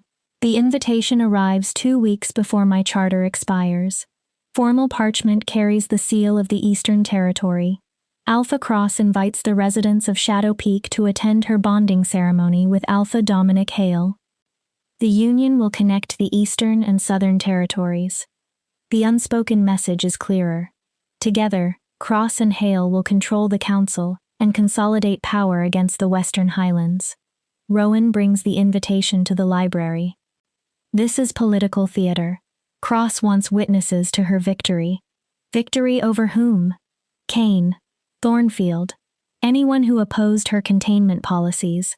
Once Cross and Hale are bonded, Thornfield cannot oppose both alone. He places the parchment on the table. When your charter expires, Western protection ends. They may act against you the moment you become vulnerable. Then we refuse. Refusal becomes an insult and gives them reason to call us hostile. He sits. We are trapped. We must attend, smile, and watch them create an alliance they may use against us. Cain knows? He asked me to show you. He is deciding whether the political risk of refusing exceeds the danger of attending. I study the expensive paper and elegant writing. We should go. Rowan looks at me as though I suggested walking willingly into flames. It is a trap. They expect us to hide. What happens if we appear without fear? My evaluations are perfect. I am stable and integrated. The exact result the council claimed to want. That remains dangerous. Everything is dangerous. At least this allows us to control part of the story. I stand. Tell Cain I want to attend, not only as strategy. I want to see what they are building. Cain summons us to his study that evening.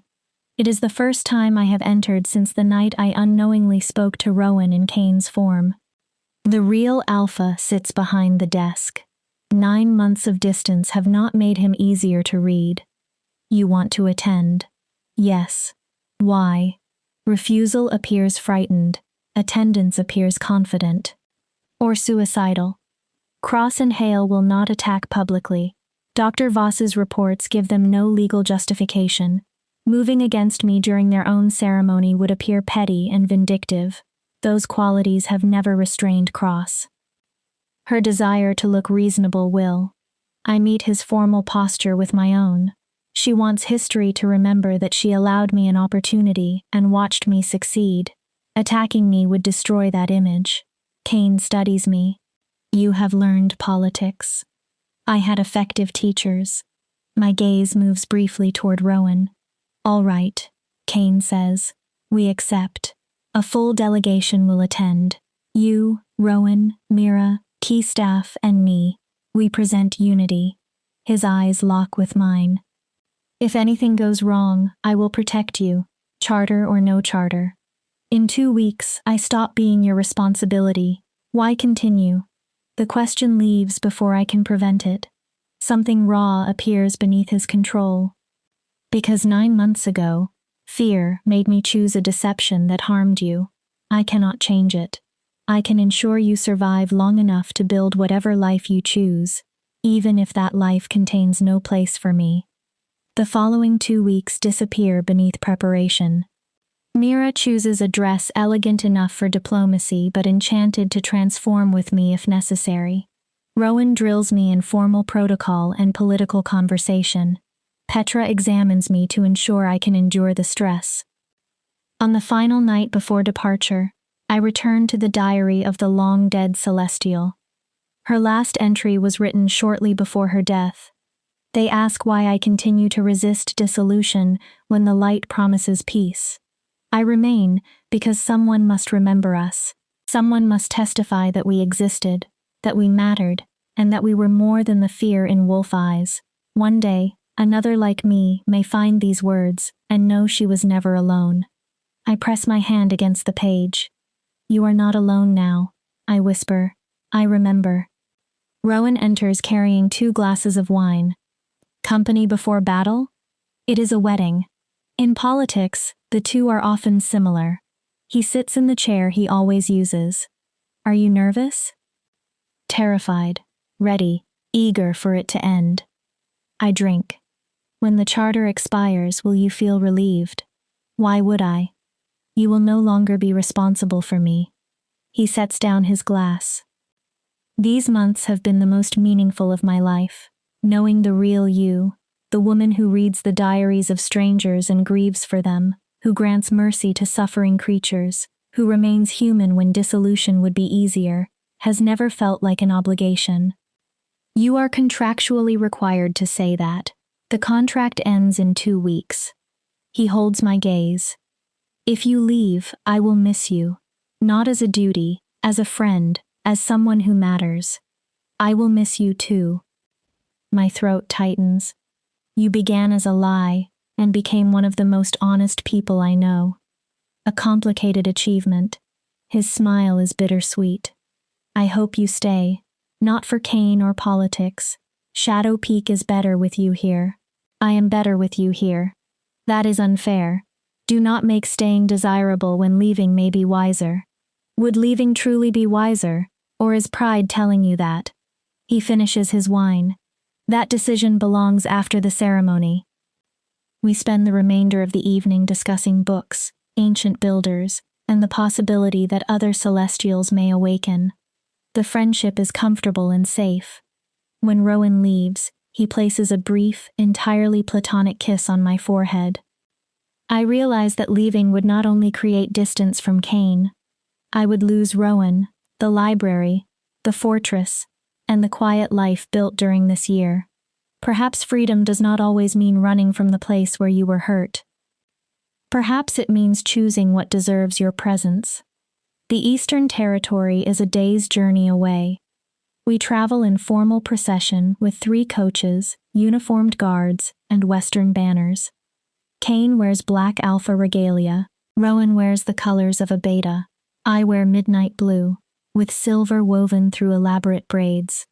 For the first time, my appearance matches what I have become, a celestial. As we approach the capital, Kane speaks. We are there to witness, not provoke. We congratulate them and leave without incident. And if they provoke us, we respond only as much as necessary. His gaze settles on me. Do not allow them to pressure you into a demonstration. The ceremony takes place inside the Eastern Hall of Unity, a massive structure created for diplomatic gatherings. Every important pack is represented. Whispers follow our entrance. The Celestial. She came with the Western Alpha. I heard she kills with light. Beautiful. Terrifying. Our seats are near the front, an honor designed to keep us visible. Thornfield sits nearby. He acknowledges us with a slight nod. Cross enters in Eastern colors with gold crowning her auburn hair. Hale waits at the altar, broad and smiling like a victorious man. They exchange traditional vows of loyalty, shared territory, and united purpose. Their kiss seals the bond. Applause fills the hall. A new alliance has formed. The Confederation's balance of power has changed. The reception moves into a ballroom filled with music, food, dancing, and political calculation, disguised as celebration. Kane, Rowan, and I remain close, presenting unity. Cross approaches halfway through the evening. Alpha Kane, Beta Rowan, Miss Stone, thank you for attending. We would not miss it, Kane replies smoothly. May your bond strengthen both territories. I am certain it will. Cross turns toward me. Your charter expires in 12 days. Have you decided what follows? I have several options.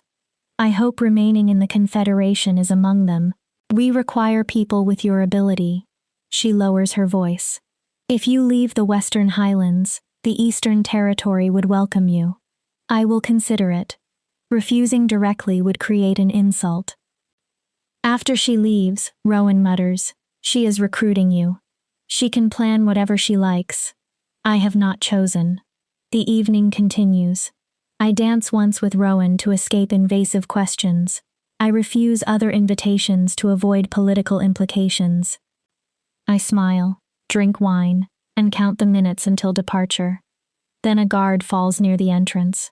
Blood spreads across the marble. Screams follow. Armed humans flood the ballroom.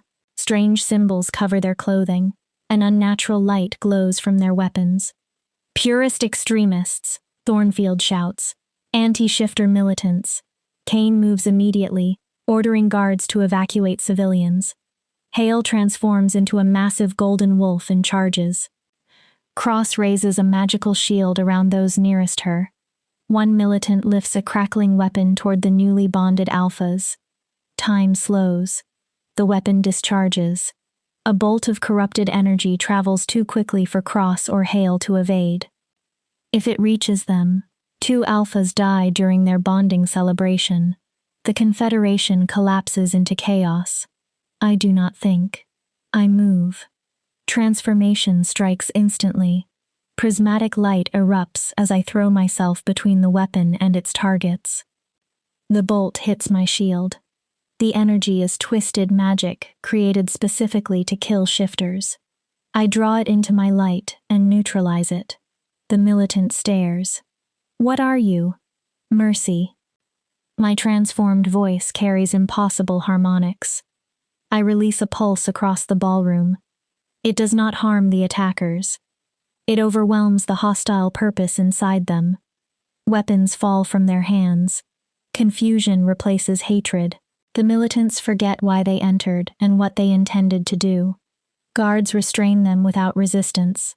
I release the transformation. My legs fail. Strong arms catch me. Kane, the real Kane.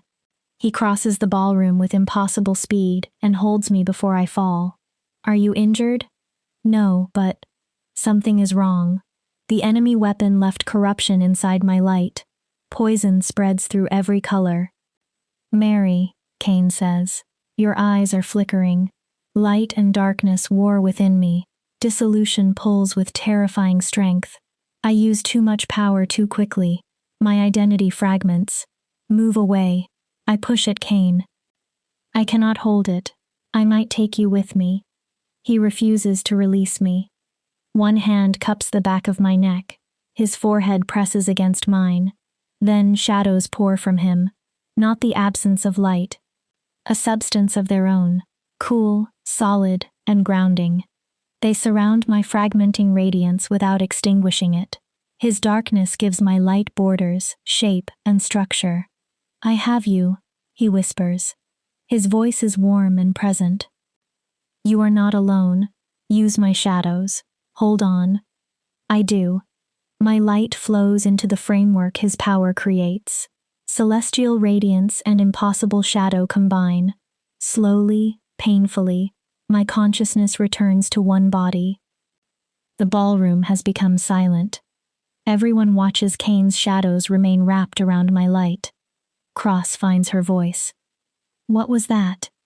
2 restricted bloodlines stabilizing one another, Thornfield says slowly, which should be impossible. Nothing about this night has been possible. Hale growls. He has returned to human form. Blood covers several wounds. She saved us. Every gaze turns toward me. Why? I remain in Kane's arms while his shadows steady me. Because it was right. Because no one should die on a day meant to celebrate their bond, regardless of politics. Cross stares. You could have allowed us to die. Our deaths would have removed the strongest council support for containment. I am not you. I do not sacrifice lives for political advantage. Cross flinches. Cain helps me stand, but does not sever the connection between our powers. He faces the gathering. Understand what you witnessed. Mary Stone saved 2 alphas who supported her confinement. She acted without hesitation and demonstrated control under the most extreme conditions imaginable. She also neutralized hostile magic, Thornfield adds, an ability absent from every surviving celestial record. Cain's eyes remain on me. She is not a threat. She is capable of moral judgment under pressure. She deserves autonomy and respect. Hale approaches, already healing. You saved my life. I would have allowed us to die if our positions were reversed. I know. I hold his gaze. That is one difference between us. Cross stops in front of me. Mary, Hale and I owe you a life debt under ancient law. I do not want payment. The debt exists regardless. She looks toward Cain. I formally withdraw my opposition to full autonomy. Tonight proved your control and stability. Hale nods reluctantly. You remain dangerous, but perhaps in ways the Confederation needs. I support autonomy. Thornfield rises. Then the Council is unanimous. When the Charter expires in 12 days, Mary Stone receives complete freedom, no supervision, no containment. Murmurs spread through the ballroom. The story changes before my eyes. The Celestial is no longer merely a threat. Now they call me a hero. But I am looking at Cain, at the shadows supporting my light. You are not an ordinary wolf. No. His expression carries fear, relief, and acceptance. The old texts call my bloodline shadow walkers. I concealed it for 5 years. You exposed yourself for me. When you began to dissolve, I could not watch, not when I possessed the ability to help. Why? He is silent for a long moment. Because 9 months ago, I sent Rowan in my place out of fear. I feared you would betray me. I feared what trusting you might cost. His hand moves to my face. Watching you become yourself taught me that some risks are worth taking. You are worth taking. I do not truly know you. Everything I learned came through Rowan. Then know me now. His voice is quiet. No proxies, no distance, no performance. We discover whether what we felt through Rowan can exist between us, or we discover that it cannot. His thumb brushes my cheek. I believe it can. I believe our powers stabilized each other because light and shadow were never meant to be enemies. They are complementary. Hundreds of people watch us. The politically intelligent response would be careful. I choose truth. Ask me. Understanding enters his eyes. The question you avoided for 9 months. Ask it yourself. Cain takes a breath. Mary Stone, will you consider remaining in the Western Highlands after your charter ends? Not because law requires it, not because you owe me, because you choose to stay and believe we might build something genuine. It is not a proposal of marriage. It is the question beneath every promise. Will you remain? Will you try? I think of the Celestial Library, Rowan's friendship, Mira's wisdom, Petra's kindness, and the fortress that became home. I think of the man before me, finally vulnerable and offering himself rather than an imitation. Sometimes courage is not leaving. Sometimes it is staying when staying is chosen freely. Yes. Relief transforms his face. I will stay. Do not ask for forever yet. We barely know each other, but I will give this a real chance. That is more than enough. He draws me closer. Shadow and light intensify around us, creating something neither entirely dark nor bright. A third power emerges from 2 impossible bloodlines learning to coexist. Applause rises around us. We will be terrible at this, I warn. I struggle with trust. You expect betrayal. Probably. A small smile appears. But we can be terrible together. Then Cain kisses me. It is not desperate. It is careful and uncertain. The kiss of 2 people meeting honestly for the first time, despite feeling connected for months. His mouth is warm. His shadows are cool against my skin. When we separate, reality begins returning. There are prisoners to question, injuries to treat, and political consequences to manage. But for one moment, the impossible has already occurred. A celestial and a shadow walker have discovered stability in one another. We are breaking the pattern. We are beginning a different story. Epilogue. 3 months later, I am reading inside the Celestial Library when Dr. Voss's report arrives. 3 months have passed since the bonding ceremony. 3 months since my charter expired and I chose to remain at Shadow Peak. 3 months of learning the real Kane through meals, training, arguments, and quiet evenings. He is less smooth than Rowan's imitation, more cautious, more awkward with emotion. He is also real. We are moving slowly. There have been no promises of forever and no plans for a bonding ceremony. We are constructing trust from honesty instead of borrowed identity. The report contains news Dr. Voss believes I should see. There are others, I say as Rowan enters.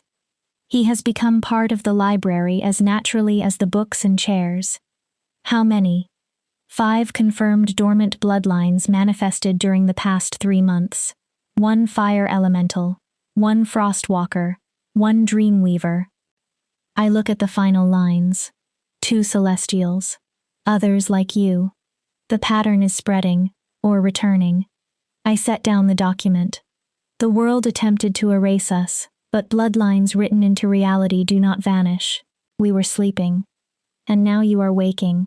Why now? Perhaps wolf genetics are weakening. Perhaps your first transformation triggered something. Perhaps the world needs us again. For what? I do not know. I walk toward the window. The newly awakened celestials will need training and guidance.